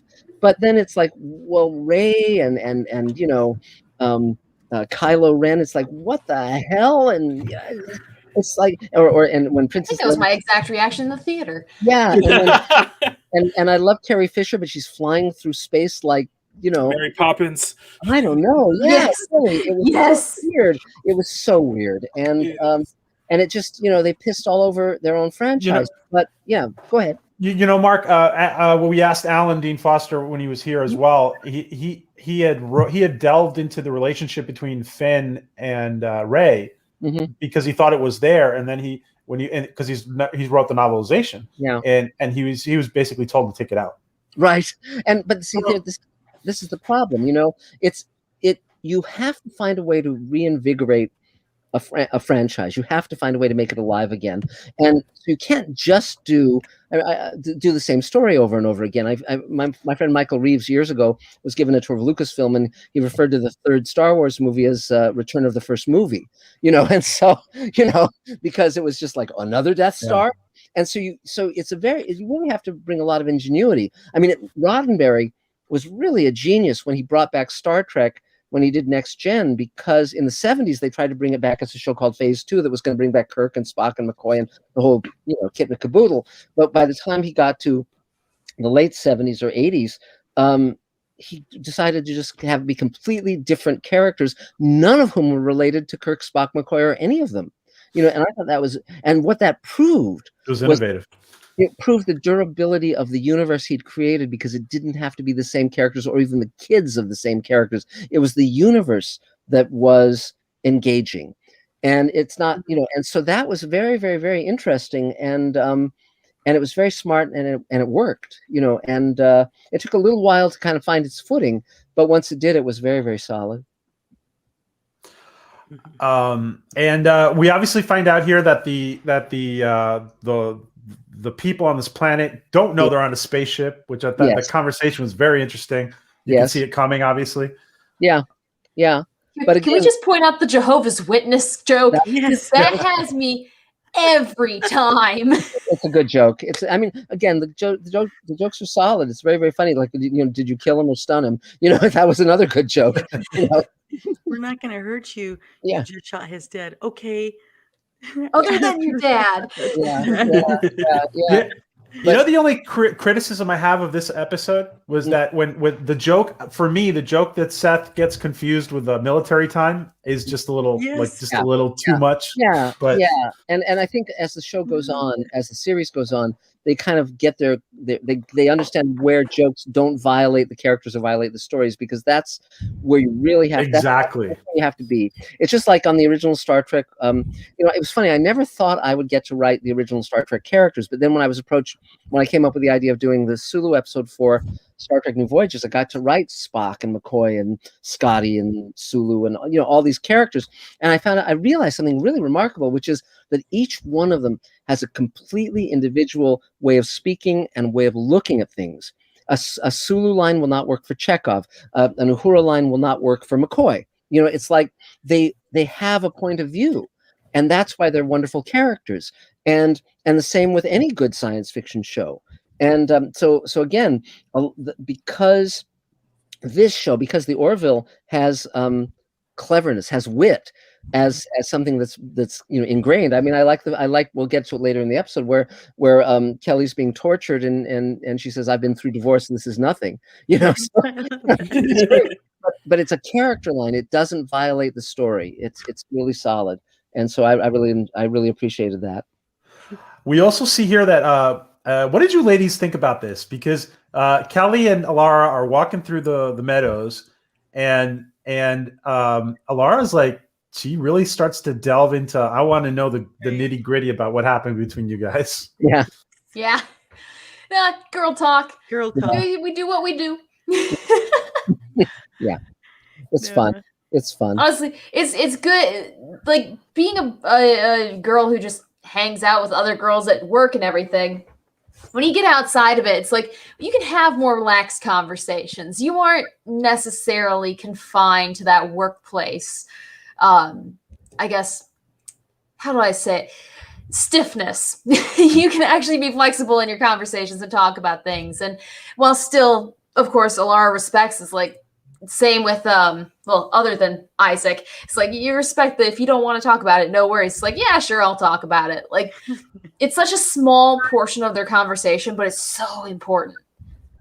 Yeah, it is funny how they had the first conversation with Isaac and Seth, and they're going on about the, it's none of your business. It's just like a guy thing. I don't want to talk about it. That's not. Were you inadequate? Yes, were you inadequate? But these two have this girl thing. But I kind of like Alara's version of it. She's trying to be, but I'm only asking because I'm concerned, not because I really want to know what's going on. But yeah, it was kind of a girly thing. Yeah, it was fun. And, I mean, it's fun that characters can be friends to each other in the show. The fact that they are there for each other, the fact they are friends with each other. There's a camaraderie that we get in Star Trek and we get in the Orville, whereas in Star Trek Discovery and Picard, they're much more kind of at each other's throats, and that doesn't, you know, you can have characters sort of disagree with each other, but you really have to watch those kind of character elements in a show because you want to believe that they care about each other. You know, and are taking this journey together. And they're also enthusiastic about being in space, you know, which is fun too. I mean, you know, when Kelly's, you know, talking to Lieutenant Malloy and so forth and saying, aren't you excited to be in space? You know, so it's, you know, it's an adventure and, you know, it's fun. It's really fun. Yeah. Mark, I think you know that, well, you probably know that Lamar, he gets replaced. He goes down to engineering just like Geordi does. Mm-hmm. He goes down to engineering and he gets off the bridge. Mm-hmm. And a lot of people say that they kind of miss that dynamic between both. Yes. They make up for it because Gordon goes down to engineering a lot, and sometimes they're together on an away mission. Yeah. But what did you think about that dynamic? Because it was a really good dynamic between both of them. It's fun. It's fun, you know, and yet sometimes what you do is there's various reasons why you'll change things. Sometimes it's because you've sort of said everything you had to say with those two characters, or sometimes it might be a problem with the actor or availability with that actor. There's all sorts of behind the scenes stuff that you might not know, you know, and production logistics and temperament of actors, you know, there's a lot of stuff you have to juggle. And you know, so sometimes that enters in too. And so there's no telling. I mean, you know, 30 years from now, someone will write a book and you'll know what the real deal is. So are you okay, Mark, for a little bit longer to finish going through the episode? For a few more minutes, yeah. Okay. Eventually I'm gonna have to peel off because whenever you gotta go, just tell us. You bet. Yeah. You bet. I'll be happy to.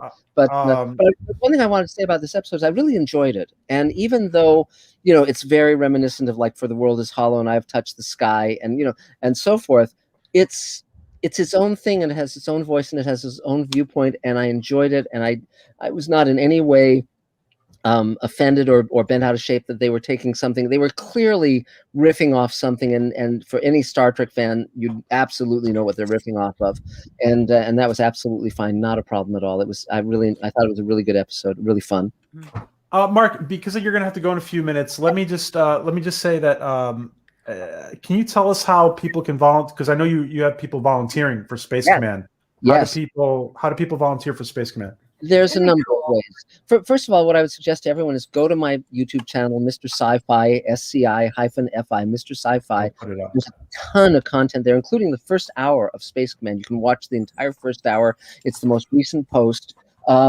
And then you can click through to our our Kickstarter campaign. It's really important that we succeed at the campaign because we're finishing VFX and all this stuff. It's really, really cool. I've just brought aboard Mitch Suskin, who won an Emmy for the VFX on. He's a VFX supervisor. He won an Emmy for Star Trek Voyager and Enterprise, and then Lost. And he also worked on Star Trek Discovery. So he's one of the giants, and now he's going to be running our VFX team. So it's really thrilling. And but so they can go to our Kickstarter campaign, which is spacecommandkickstarter.com. And then if they want to volunteer beyond just throwing money our way, which is appreciated, we're very open to what people. If you're in the LA area, our studio's down in Pico Rivera next to Whittier, and you can come and you can paint sets or build stuff. If you're not here, you can make ray guns or spacesuits or posters or whatever your skills are. We're open to it. And someone just sent me a photo novel of our pilot, and that's incredibly cool. And that I didn't ask for that; they just sent it to me, and it looks great. Any use for this gentleman? Yeah, absolutely. I mean, yes. I mean, there's tons of stuff that talented people can do. So then it's just seeing where their enthusiasms lie, what they want to do.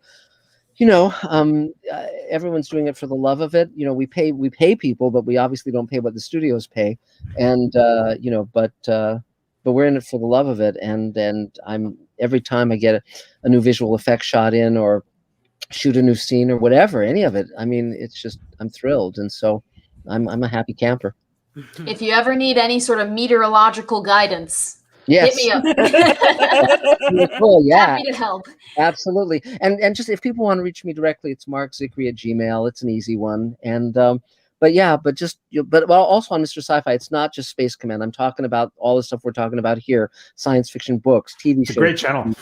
It's fun. It allows me to kind of do whatever I want to do that's related to the genre that we love, and I'm thrilled when I can alert someone to a TV show or a movie or a book they've never heard of that's incredibly cool, and that's always a thrill. How many people in your shoes can also say they're a big time YouTuber? Yes, I know. It's great. I mean, but I embrace the new technologies. I love the new technologies, and I would never go back to the old way of doing things. I don't need. It's like as I said, I'm not arrogant, but also in the new book, Greenlighting Yourself, I say to have a successful career in Hollywood, you need confidence and humility, because confidence allows you to get where you're going, and humility allows you to learn along the way. And so that's served me very, very well over this entire career. So yeah, so there you go. Mark, I don't want to. I know you've got a lot to do, so I'll let you go. Thanks a lot, PJ. But thanks to all of you. I've loved the time we spent here, and there'll be more adventures ahead. And thanks so much for having me. I feel like an honored guest in your castle. It's such a pleasure to have you. Thanks for being Yeah. here. Thank you, Mark, and it's wonderful to just listen to everything you share. Thanks you so much. Guys. We'll talk again real soon. Take care. Okay. Bye. Take care, Mark. Yeah. I want to say that Mark is going to be with us on several streams in the next few weeks. So he's going to be back. And MAKINI, Bordas is looking amazing. Yeah. All your First drawings time. are insane. It's first time trying it. It's first Your time first seeing time? it. Yes, it's like a challenge doing a kind of design like that, though. That's Oh, freaking you're awesome. Your Gordon is really good too. Yeah, he is. Yeah, I figured more time to draw male faces. Can you want to just run through them real quick and show us? Okay, so as we were talking, I was decided, what should I do? I was like, okay, I'll just look up the cast of Orville. I'll just start sketching one of them. So you have the top, you have Mercer, you have Kelly, you have Finn, and then you have Gordon, and then the fifth one right here. So And this is your first time drawing these characters. yes, Wow. Your first time. yes, Wow. So good. just all. That's sketching. insane. Yeah. Wow. It's fun to see it being created in front of you. Uh-huh. Thank you, I want to really just really quickly get through the episode, and when we have a guest like Mark, it's a little different dynamic, obviously. Totally. And it's a pleasure. So he's a wealth of information, huh? He is. Oh my gosh, yes. Yeah, and he's going to be with us. Actually, Katie, Mark is going to do more Dark Matter Monday with us. Really? Really? Yeah. So Neat. that should be interesting. We see here. Does anybody know who this gentleman is? By the way. No, but He he's is- so familiar. Which one? Because a couple. Yeah, he's the one of the protagonists. He's What hair dude? yeah, he is the star of Space Above and Beyond. If you don't know if you guys remember that show. Nope. Well, not. Katie she was a baby, Little baby duck. or not even a baby. 96. So Yeah, James Harrison, and James Harrison actually was supposed to be on Orville Nation, but for some reason or other, he could not come. Not now, not for this review, but he was going to be on earlier at a prior date. But hopefully, we'll catch up with him. How cool is it that Liam Neeson is at the end of the episode? so awesome. It was awesome. Yeah, what a cameo surprise, and it just kind of springs on you. They just look up at the screen and there he is.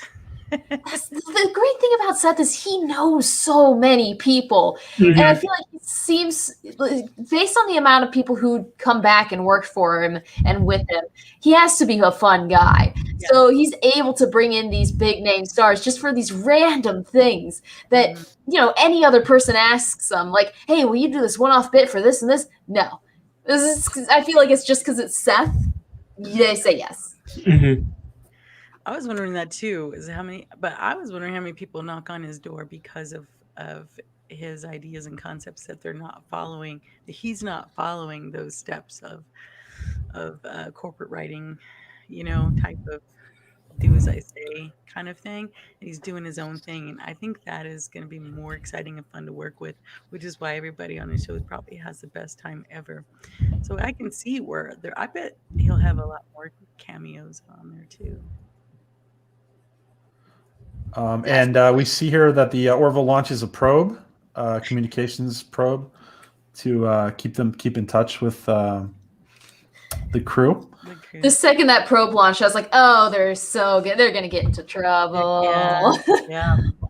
Hey, isn't it amazing that they're saying that the level of special effects and the level of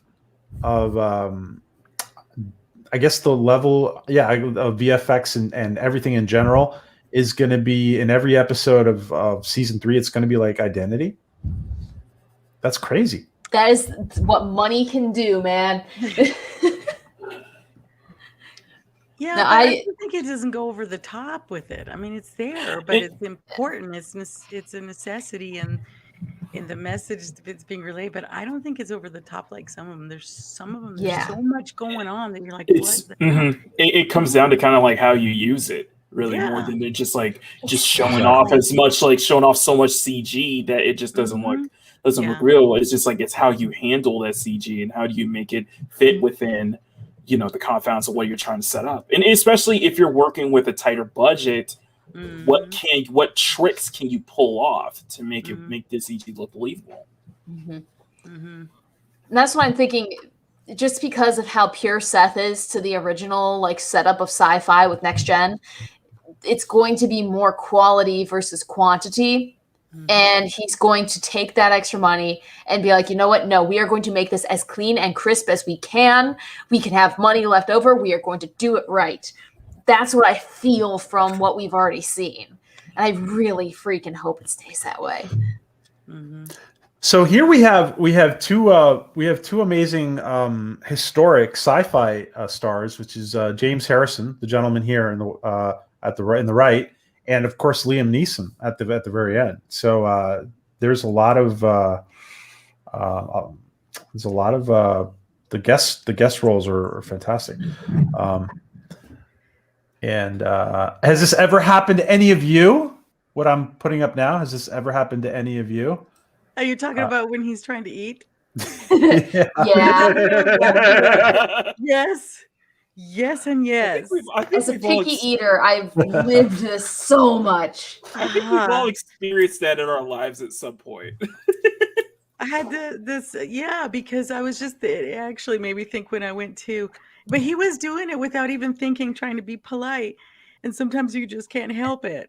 I had a relative who thought, I'm a Spaniard. We like Hispanic food, and I bit into this enchilada that was nothing but pure onion. That was it. No meat, no nothing, just pure onion. I had that same reaction, the very same reaction, like, oh Lord, I know you put your heart and soul into this, but this is nasty.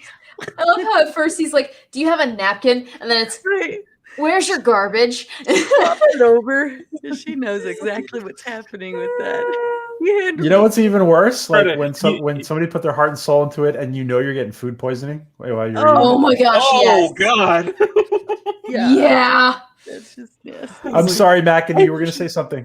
I was gonna say I appreciate that you put your heart and soul in it. I understand, but if it's gonna make me feel really sick, then maybe it's best you probably shouldn't. Oh, yeah. I remember in college, I made a cake for one of my professor's birthdays because I was that kid and I really liked my professor. And I went in, it looked incredible. And I said, no one's allowed to eat this. I put toxic levels of food coloring to get this to look the way it is. I'll bring in some cookies later. So this is all for show now. I cannot, in good faith, give you poisoning by color. Did anybody recognize this bad guy from Stargate? I was going to ask him about that. I couldn't pinpoint it. Because he looked familiar? So. Yes, but I couldn't pinpoint Have it. you guys watched SGU?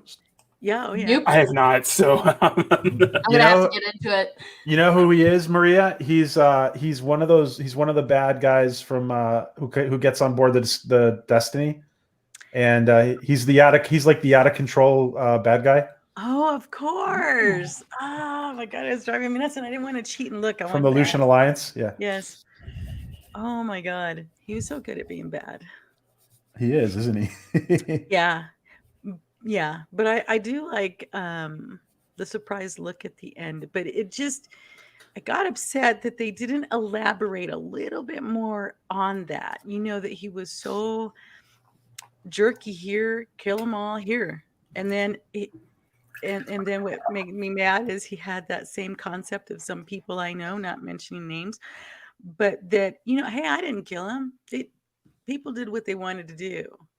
But he was such a jerk. But what made me mad is at the end that they didn't really elaborate more on. Yeah. And gotcha. You brought up a really good point, Maria, because this show is obviously still in the framework of commercial television. Mm-hmm. And you would think that when Seth has another 15 or 20 minutes on streaming on Hulu, like they probably would develop that more. Mm-hmm. Mm-hmm. I hope so. It's interesting because I just finished watching For All Mankind, mm-hmm. and each episode is like an hour and a minute or hour and 2 minutes, mm-hmm. and it really, and this is exactly what the Orville is going to be like. It really does feel like it almost feels like a movie because it's like definitely not an episode. It's too long to be an episode. Mm-hmm. Kind of like having so much you want to flesh out, so much you want to tell, but you're only limited to like an hour. With commercial, with or without commercials. Right. Mm-hmm. Darn adverts. Darn commercials. Darn adverts. And we see that the Orville takes out a Krill ship, which I was. I thought the Krill were a little bit. I thought weren't the Krill like slightly more advanced than, or were they equal in scientific advancement? They were equal. Okay. For the most part, maybe like slight advantage, just because militaristic race. Just have exactly. Tactics. This is the more aggressive. Yeah. Mm-hmm. I how casually it just blows up. It's like, yeah, we got it. It's like, dude, you just killed a lot of people. I know you're casual, like done. You're sociopath. Let's go back. And we got to see here they were like missiles or something, torpedoes. I'm sorry. Mm-hmm. Non-photon torpedoes. Non-photon torpedoes. His reaction when he does blow it up. Oh my God. Yep, this is the dance. This is the infamous boom. Boom. Yeah. Boris, knock it off. By the way, guys, you guys were talking about it. more. You guys were talking about it in the chat before. The that Jay Lee has a new episode of his In My Trailer on his YouTube channel. Please go check out Jay Lee's In My Trailer segment of his YouTube channel. Mm-hmm. On it.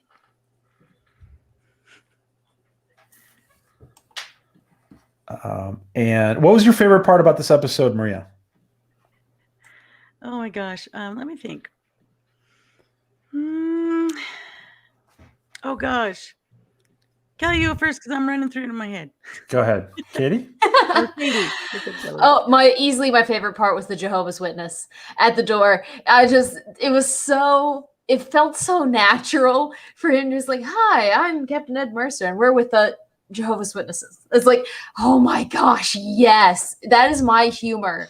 And I absolutely loved, that was my favorite part of the entire episode. And when they come in here at this part with Kelly, and she's just like, literally, your every nerve ending is on fire, and everyone just runs to her, and Alara just grabs the guy by the throat, and it's like, bro. I know, that part I like. I Those two actually parts. cracked up with Kelly's part here that the jokes that she was making at him, regardless of how much she was getting stooge slapped, she's like, oh, that kind of looks like when he pulled out the needle. Yeah, it's just don't hurt the monkey. Right. I couldn't stop laughing, but the reference to like Friends, right? Right. Yeah. And it makes the torture scene a little bit better, like so easier to watch. Yeah, I think is the best way to put it. It's not straight out torture. There are 4 lights. Now there's some humor. Yeah. Yeah, but I felt bad. I mean, yeah, I'm over here laughing because she's getting her, but not that she's getting her ass kicked, but because of the jokes that she's making in between, and the guy trying to get her back. Oh, you got nothing now, huh? And this is one of my favorite moments of the episode. I just thought it was funny. Oh God! From college lacrosse. That part gets me too. She's like, God. you come here. She's looking at look at the look on her face where she's like, what is he doing? What the hell are you doing? But you know why this is one of my favorite parts too, apart from the humor, is that it's actually a very ingenious way. He's like, give me a big hug, and then he like just he zaps him and just like takes him away. There you go. Can we talk about how just happy Seth looks in that scene? Like he is totally in his element. He was like, oh, I know this joke, I know the motion, I'm a captain, here we go. Like, oh my gosh, if I were ever cast on a sci-fi series, I would have his energy. Yeah. Mm-hmm. Yeah, me too. He's awesome like that. And everybody else is just kind of going with it, like, okay, what? Hey, it worked. And do you see? Yeah, you're Maria. You see, you remember this guy, right? From the bad guy from Stargate. You remember him from Stargate? Yeah. Mm-hmm. Now I do. Makini, have you watched Stargate? I have not. That face looks somewhat familiar, though. Yeah, I love Stargate. I have a feeling we're going to get good news this year for Stargate. That's really. I do. That would be. I'll tell you. You want to know? All right. The other day we saw really quick. There was an interview with Amanda Tapping on The Companion, and Amanda is back to one of her very typical short hair, blonde Stargate looks. That's one of the reasons I think that that we're getting Stargate soon. Okay, great. That would be good. Because sometimes the actors are told to go back to kind of what you looked like in Stargate, when we were filming. Mm-hmm. Yeah, that's true. But then sometimes your dreams get crushed. Oh. Oh my God! I just snorted out loud. Sorry. What was it? You always got to keep that optimism, though. We'll put that in the highlights reel, Maria. That's true. We can put that snort in the highlights reel, Maria. No, I don't know. Don't start me. Oh, and it happened again. I was hoping I didn't come up with that at some point because it happens, but not live. It is adorable. It is. No, don't start It's me. in a finger 3 times. My kids love Peppa Pig, Maria. Oh my gosh. Oh my god. That's I'm gonna 4. mute I'm myself. sorry. I'm sorry. I'm gonna mute myself. All right, we're not going to make her laugh anymore. Get serious. Time to get serious. All right, so we're almost through the episode, and Katie, what was your? I'm sorry, you kind of said it. What was your? You already said it. What was your favorite part? Jehovah's Witnesses. I think the whole Isaac thing with these little dendrite finger things, I think are pretty interesting. We've seen them before. Those little jobs that come out. Yeah. Mm-hmm.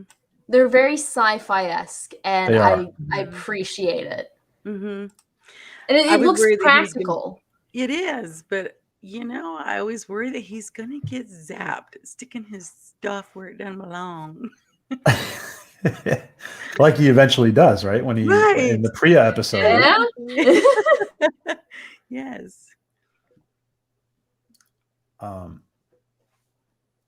Did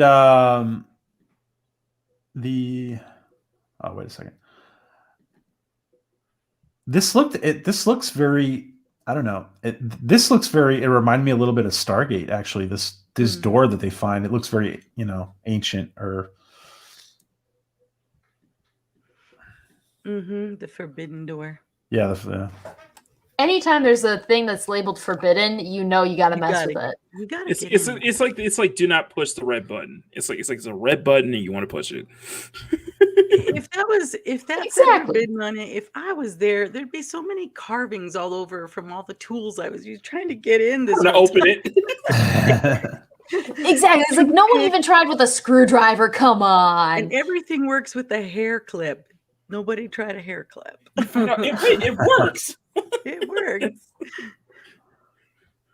The code is 1, 2, 3, 4. Okay. That'd be incredible. Right. So this famous elevator scene that we saw in a lot of the promos is actually on this bioship. I couldn't stop laughing, and yes, there was probably snorting involved. Okay, when they were in the elevator, she's like, "How many? All these light years away, and you still are awkward in an elevator." Oh my god, you don't have the clip, do you? Because that's just too funny. Yeah, no, I don't have the clip, but it doesn't happen to a lot of people though. Yes, isn't it very relatable? I can always just talk about the weather, and it's completely natural, so I never have this problem. Yes, Prophet Robert Nepper. Thank you. Well, I was in an elevator with Kiss once. Wow! Because I was with them at some point, and Gene Simmons is really a practical joker, but Paul Stanley's actually incredibly quiet, and to be in an elevator with him, I felt like him because he's shy. I wasn't the shy one. He was shy, and I was like, awkward. But yes, elevators. Having never watched the Orville, I look at that scene and I can immediately examine and understand that feeling. We've all been in that feeling. MAKINI, are you gonna try and watch it? I have a feeling that after this stream, I think you guys are starting to convince me. You're gonna get it done, and I'm gonna It's bug you until you do. Genuinely funny show. Like if you have a rough day, I mean, probably don't watch Identity, but watch the early season 1, and it makes your day so much better. And you don't have to pay all of the attention in the world. If you want to, you can, and you'll find all these Easter eggs. But it's not something you need to do, and it just so wholesome. It is. And the thing is that for me is that I'm coming in as somebody who's heard of it, who's heard of nothing but praise for it, especially mainly when it's comparison to something like Star Trek. Are you a Trekkie? No, no, I was more into the science fantasy of Star Wars than I was into the pure science fiction of Star Trek. But I've always honored Star Trek for what it is and what it always tries to do and always become. So seeing, been kind of following just kind of the, how Discovery was, how Picard was, how Lower Decks was, and just everything from, the Kurtzman era, from, the Bad Robot, Secret Hideout stuff that started all the way out when JJ was doing the first couple films, to seeing kind of that, decline in quality, decline in everything else. And then hearing that, Seth MacFarlane wanting to do his own version of Star Trek, and then ends up making something that was more pure in Star Trek than what we're actually getting with Star Trek. Right. So so that's something I've always respected. And with Seth is that, I grew up somebody who's like, I stopped at season, I would say I stopped at probably like season like 5 or 6 for Family Guy. Same thing with American Dad and the Cleveland Show, is that his jokes with Seth is that I think his jokes it's like a hit and miss. It's kind of like a hit and miss for me, but I've always seen Seth MacFarlane as someone who is incredibly talented. Incredibly talented. Mm-hmm. Yeah. I want to go ahead and ask the question of the night. It revolves around Katie, but I'm asking all of you in this bioship where everything is predictable. I mean, we're not sure exactly what it is, but is there any need for this society to have a meteorologist? I imagine that they just have regular old rain showers or something. Like, is this pre-programmed into the computer so they can grow their crops and such? So yeah, no tornadoes or hurricanes, right? Yeah. Oh my gosh, there's no way you could do the jet stream or anything. Honestly, I imagine there would be one person who tries to figure out the weather and just goes insane because it's a random computer generated. Like, it's like, unless it's every Tuesday it rains. Other than that, useless. Mm-hmm. See, that's why I'd have time with my screwdriver to try to pry that door open. Right. Mm-hmm. But at least you'd never be wrong. True. Very true. Right. And we're going to have daylight. That could work. More daylight tonight. There is no tonight. It's just today. Yeah, isn't that weird though? I guess was it maybe not functioning right that they didn't have night? I think probably. Like, at one point the door just got stuck and eventually everyone forgot that it would open. Yeah. And again, we have these two powerhouse sci-fi legends. Yep. In the yes. And ask your dad, Katie, if he knows about Space Above and Beyond. Okay.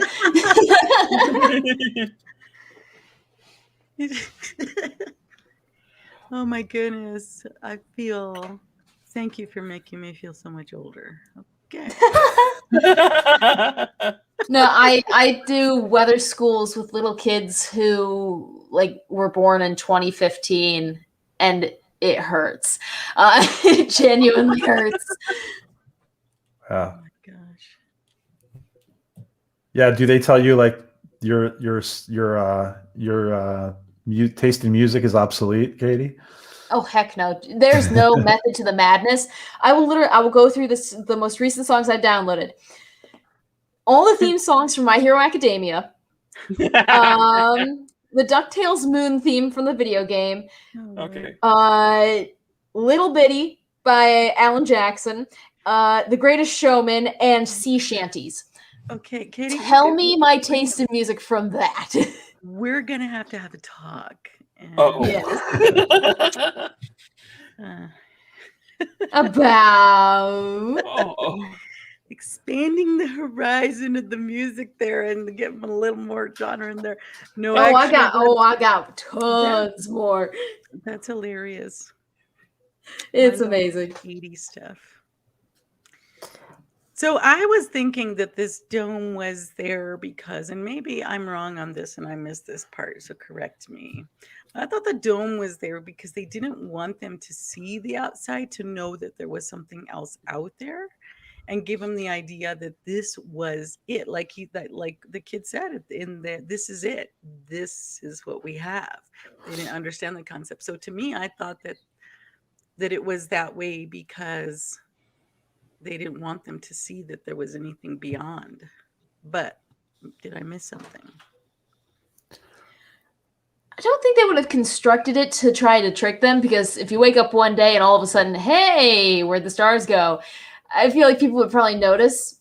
I kind of imagine, like, you know, it was on the open, close cycle, and then something just went screwy and it got stuck on closed. Oh, yeah, I guess that's right. Okay. Yeah, or the program is not working, right? Yeah, that's right. He does. And then just like eventually over time, they're like, are we sure it used to be night? Are we positive? Right. Phantom Outsider says Liam Neeson is a bad dad. Great movies. And here's what cracked me up, though: the fact that it took a couple of pushes of a button to change everybody's perspective and see something they'd never seen before. Just like do. That was it. That's all it took. Mm-hmm.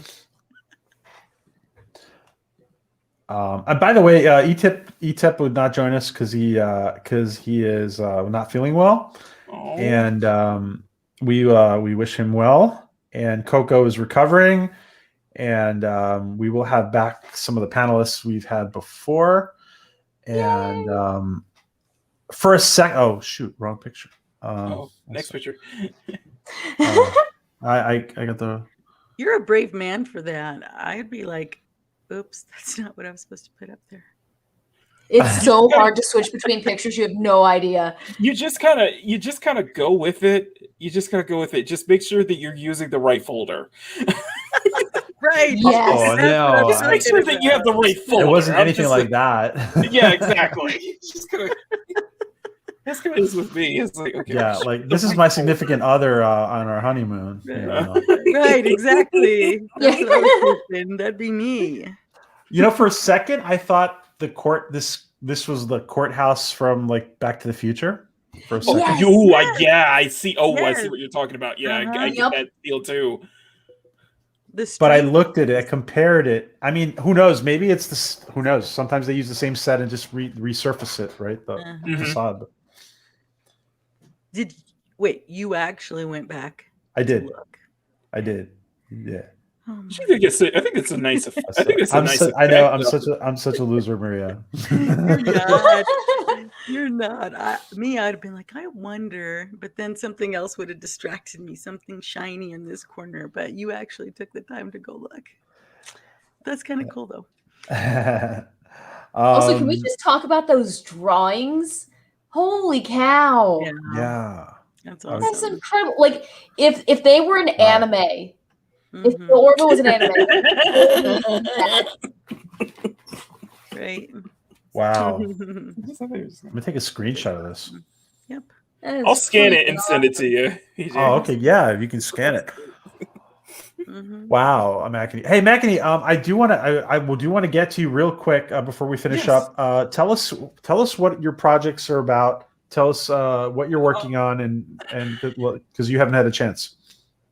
So I'm in between. So we just wrapped up a huge birthday stream, like last weekend. Just did a birthday stream. We had a birthday weekend. It was great. Thank you so much. It was so.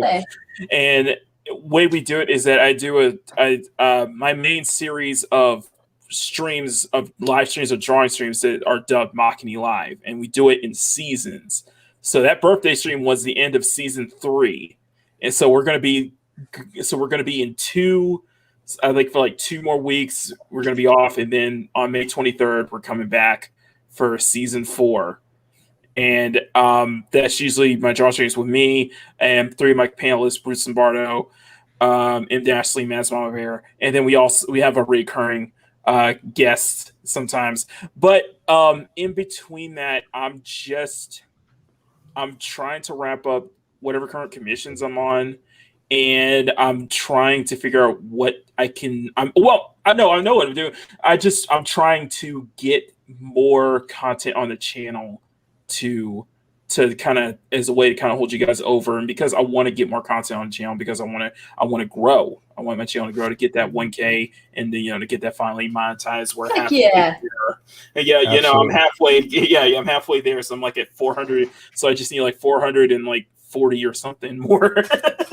But Ah, it's but in the intervening time, I also do. I'm going to be doing solo sketch streams like this, where you just kind of, it's just me and nobody else, and I just sketch for maybe 2.5 hours, if not for 3 hours. It's such a pleasure to watch. Like, I know we're like deep. It's kind of weird, but we're deeply involved in this conversation. But at the same time, I'm enjoying what you're doing. It's cool.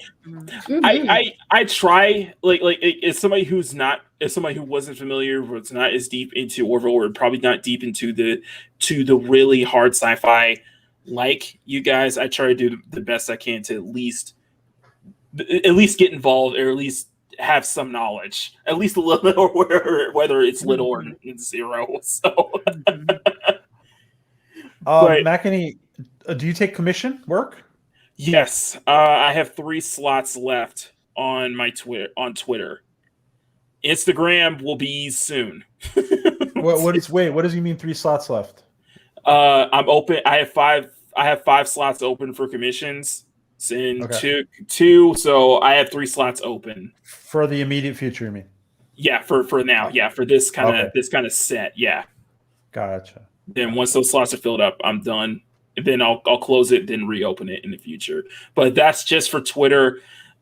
On Instagram, it'll be soon. Hopefully soon, once I can get everything going. When you commission work, are you referring to a whole comic or single drawings? Single stuff. Usually single stuff.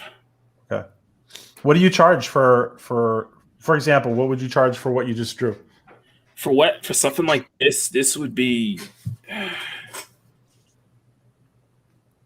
gotta go. Like let's say Maria wanted an avatar, or Katie wanted an avatar.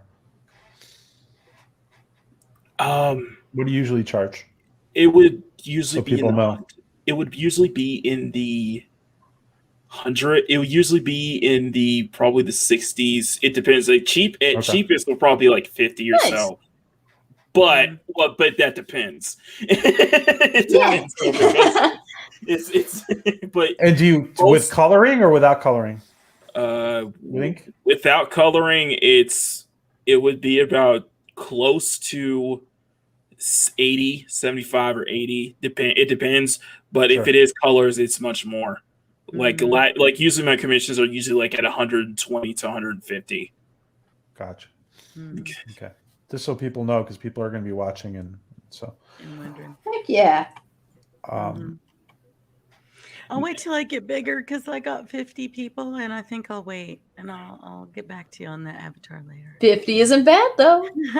That's pretty good. Speaking of which, hey, it's like the thing is like I stream a lot on Wednesday because I'm jumping from one stream to the next, and I am completely open to coming on and doing an avatar stream. That's cool. Because I have to. Awesome. Well, hang on a second. I got the. I hear chuckling in the background. That's always a good sign. I got the full series. That and Legend of Korra on Blu-ray. Avatar is my second favorite cartoon of all time, next to Batman, the animated series, Justice League. So yeah, I'm totally in. And oh, that's so awesome! So, what's your favorite episode? If you had to pick one off the top of your head. Crossroads to Destiny.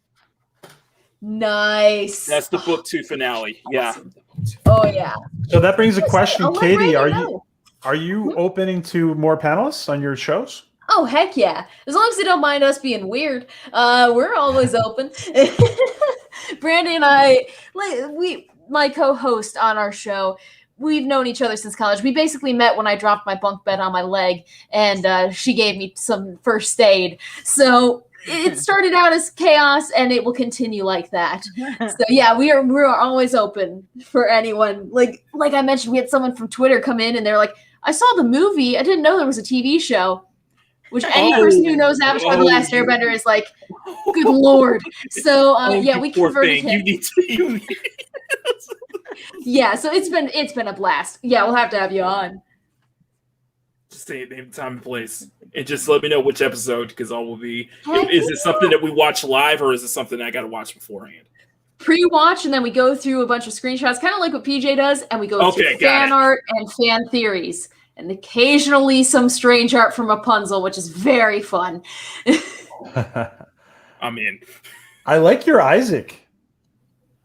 Yes. Isaac's good. Well, they're all. Like Yeah, a little smile. Isaac was just kind of. Isaac was probably the simpler, easier one to do. It was just. It's just kind of working with shading to get that chrome effect, that metallic effect, though. Time Prophet, I will find you, and I will make you change your mind. I don't want to get into that because that was the first movie I almost walked out on. Almost. Beverly Hills Chihuahua has that spot for me. Guys, I really want to thank you.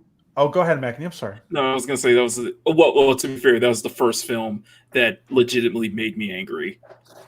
Before and then The Last Jedi, and then 7 years later, The Last Jedi happened. At least there's 7 years in between where it was relatively peaceful. I was like, Shyamalan, I'm sorry. I'm sorry if I made this pissed me off, but this pissed me off even more. Oh my gosh, yes. I want to thank you guys for hanging with us for quite a while. It's been a long stream. I hope you guys enjoyed it. Oh yeah, really. It was lots of fun. It's fun. I want to ask each of you again, Maria, what's next? And I know we talked about it at the beginning, but what's next with T and Telly and whatever else you're doing?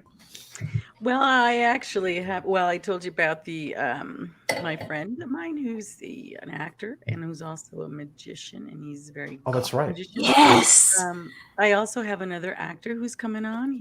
He's actually crowdfunded his movie, and oh wow. Yeah, and then we'll talk about that later. So I do have guests coming up, and I'm excited to show, and they'll be on my channel soon. So.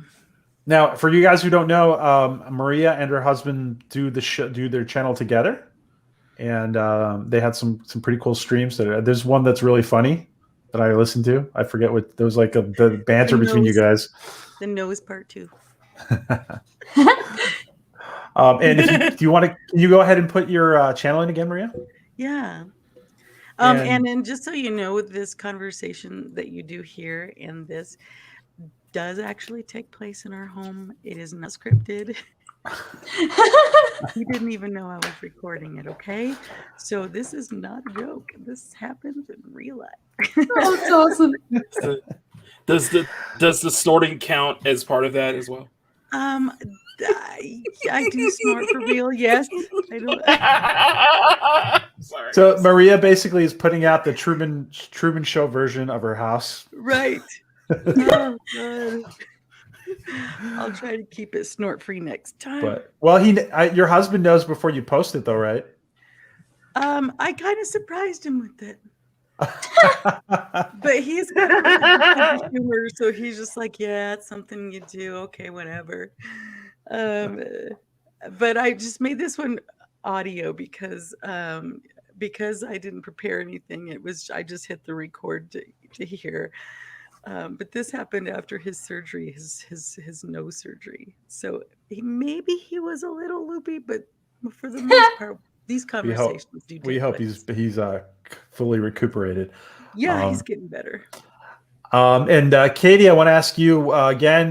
Tell us again what's coming up on so many random fandoms. Smurfy Girl, tell us, Smurfy Girl. It's so great. Brandy and I. We both work in the television industry, and we both don't get time off very often. It just so happens that she has next week off, and I have the week after that off. And so we are going to go on a brief hiatus. We're going to try and figure out some kind of content for y'all. But yes, every Wednesday, typically, we do an Avatar The Last Airbender stream. We're going through season 1 right now, and literally you can hop on, never seen the show, and still have a great time. And we talk the episode that we're rewatching. We talk fan theories, we talk fan art, and occasionally fan fiction, which I need to set an NSFW filter, needless to say, because I have deleted my browser history so often recently. Yes. But yeah, it's amazing. And when life calms down, like right now, we have 2 out of the 3 meteorologists at our station are somewhat not perfectly healthy.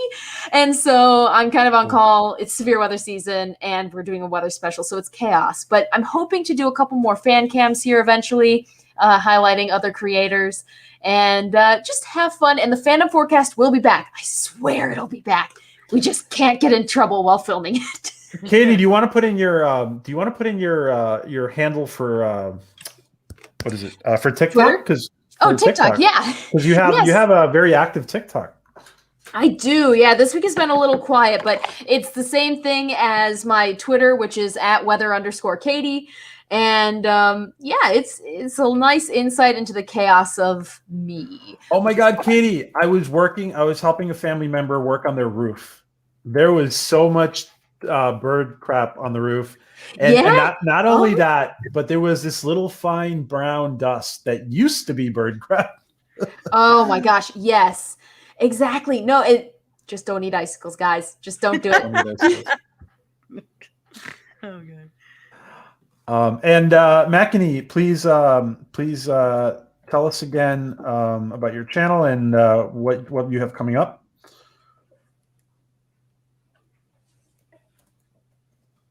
Sorry, it's me. Yeah. Sorry, I got interrupted outside. I was I'm sorry. Okay. So anyway, I am so honored to be on here. My name is MAKINI. I am artist and illustrator. You can find me on my channel where I do time-lapse videos every week, and then I do draw streams every Wednesday and Sunday. Like I mentioned before, currently we're in between seasons of MAKINI Live. MAKINI Live will return. The Sunday draw stream will return on Sunday, May 20th, if I'm correct. Yeah, May 23rd at 12:30 Pacific. So we'll be back in full swing again. In the meantime, I'm going to try to get some more art videos out just for you guys and do some solo drawing streams just to keep in touch with everybody. Other than that, I also do a game. I'm also getting into doing game streams again. On Sunday, we're going to do another Fortnite stream with a huge, hopefully you have the same huge group with you. Yeah, I play, so if for those who may not know who Fast Steven Seagal is, he's one of the main YouTubers, just hit 1K. He's a good friend of mine. He got me into Fortnite, and he got so many other people into Fortnite that we're just like, it's just like we become such a huge group now that just plays Fortnite a lot. So I'm starting to do Fortnite streams on Sundays in the intervening time. So hopefully you see you guys there, and definitely if you have fun playing with us. Other than that, I will also put my Twitter and my Instagram. That's where I post. Yeah, if you can put it in real quick. I post daily. I would say daily, but at least weekly art content, and that's where you always best way to keep up to date with me. And yeah, if you guys and if you're on Twitter, the link to my commission guide is in the pinned comment at the very top of the page. So if you guys are definitely interested, I have 3 slots left. Feel free to reach out to me. Awesome. And that's interesting, Time Prophet. Okay, wow. And Katie, Kylo Tim, he's very active on TikTok. He says he's adding you. Oh, heck yeah, sweet. Kylo Tim Possible, Kylo Tim. He's the one who looks a lot like Kylo Ren, like Adam Driver. That's awesome. And he does his stream like he puts a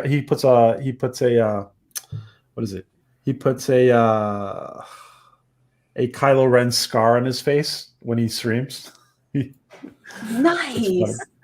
So, I know this is going to come as a shock to some people, but I'm actually a really good gamer myself. I play Planets. oh, Yeah, 7 years.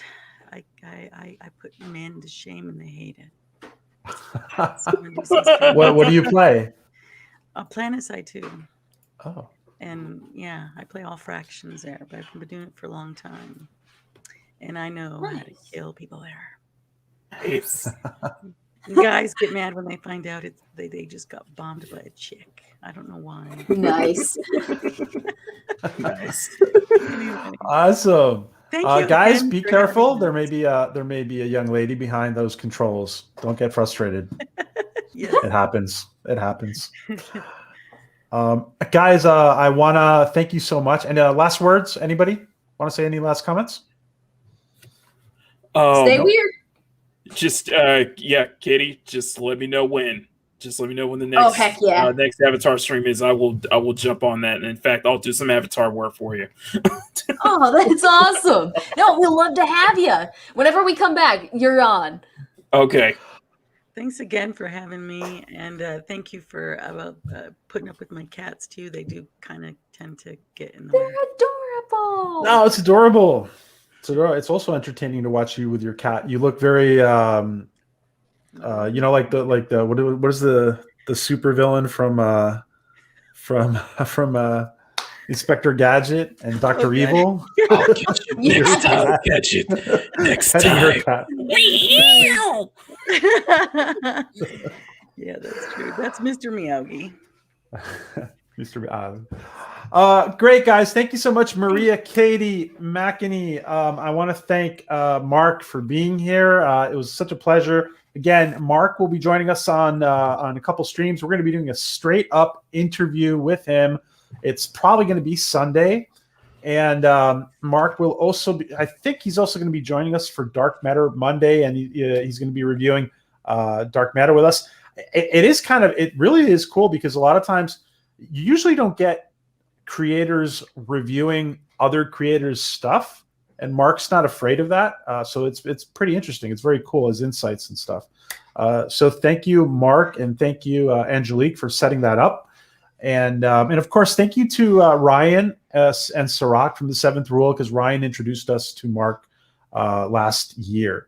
And so thank you for the Seventh Rule family. I want to thank everybody: Kronos, Galinda, Time Prophet, Juan, William, everybody who was in here before, Adega, everybody, George, Jacob, everybody who was in here. I want to thank you all: Tim Possible, Phantom Outsider, Brandon, everybody who was in here. Have a great week, and we will be back soon. And don't forget to sub to all these channels, guys. Thank you. Thanks. Bye. Thank you. Ciao.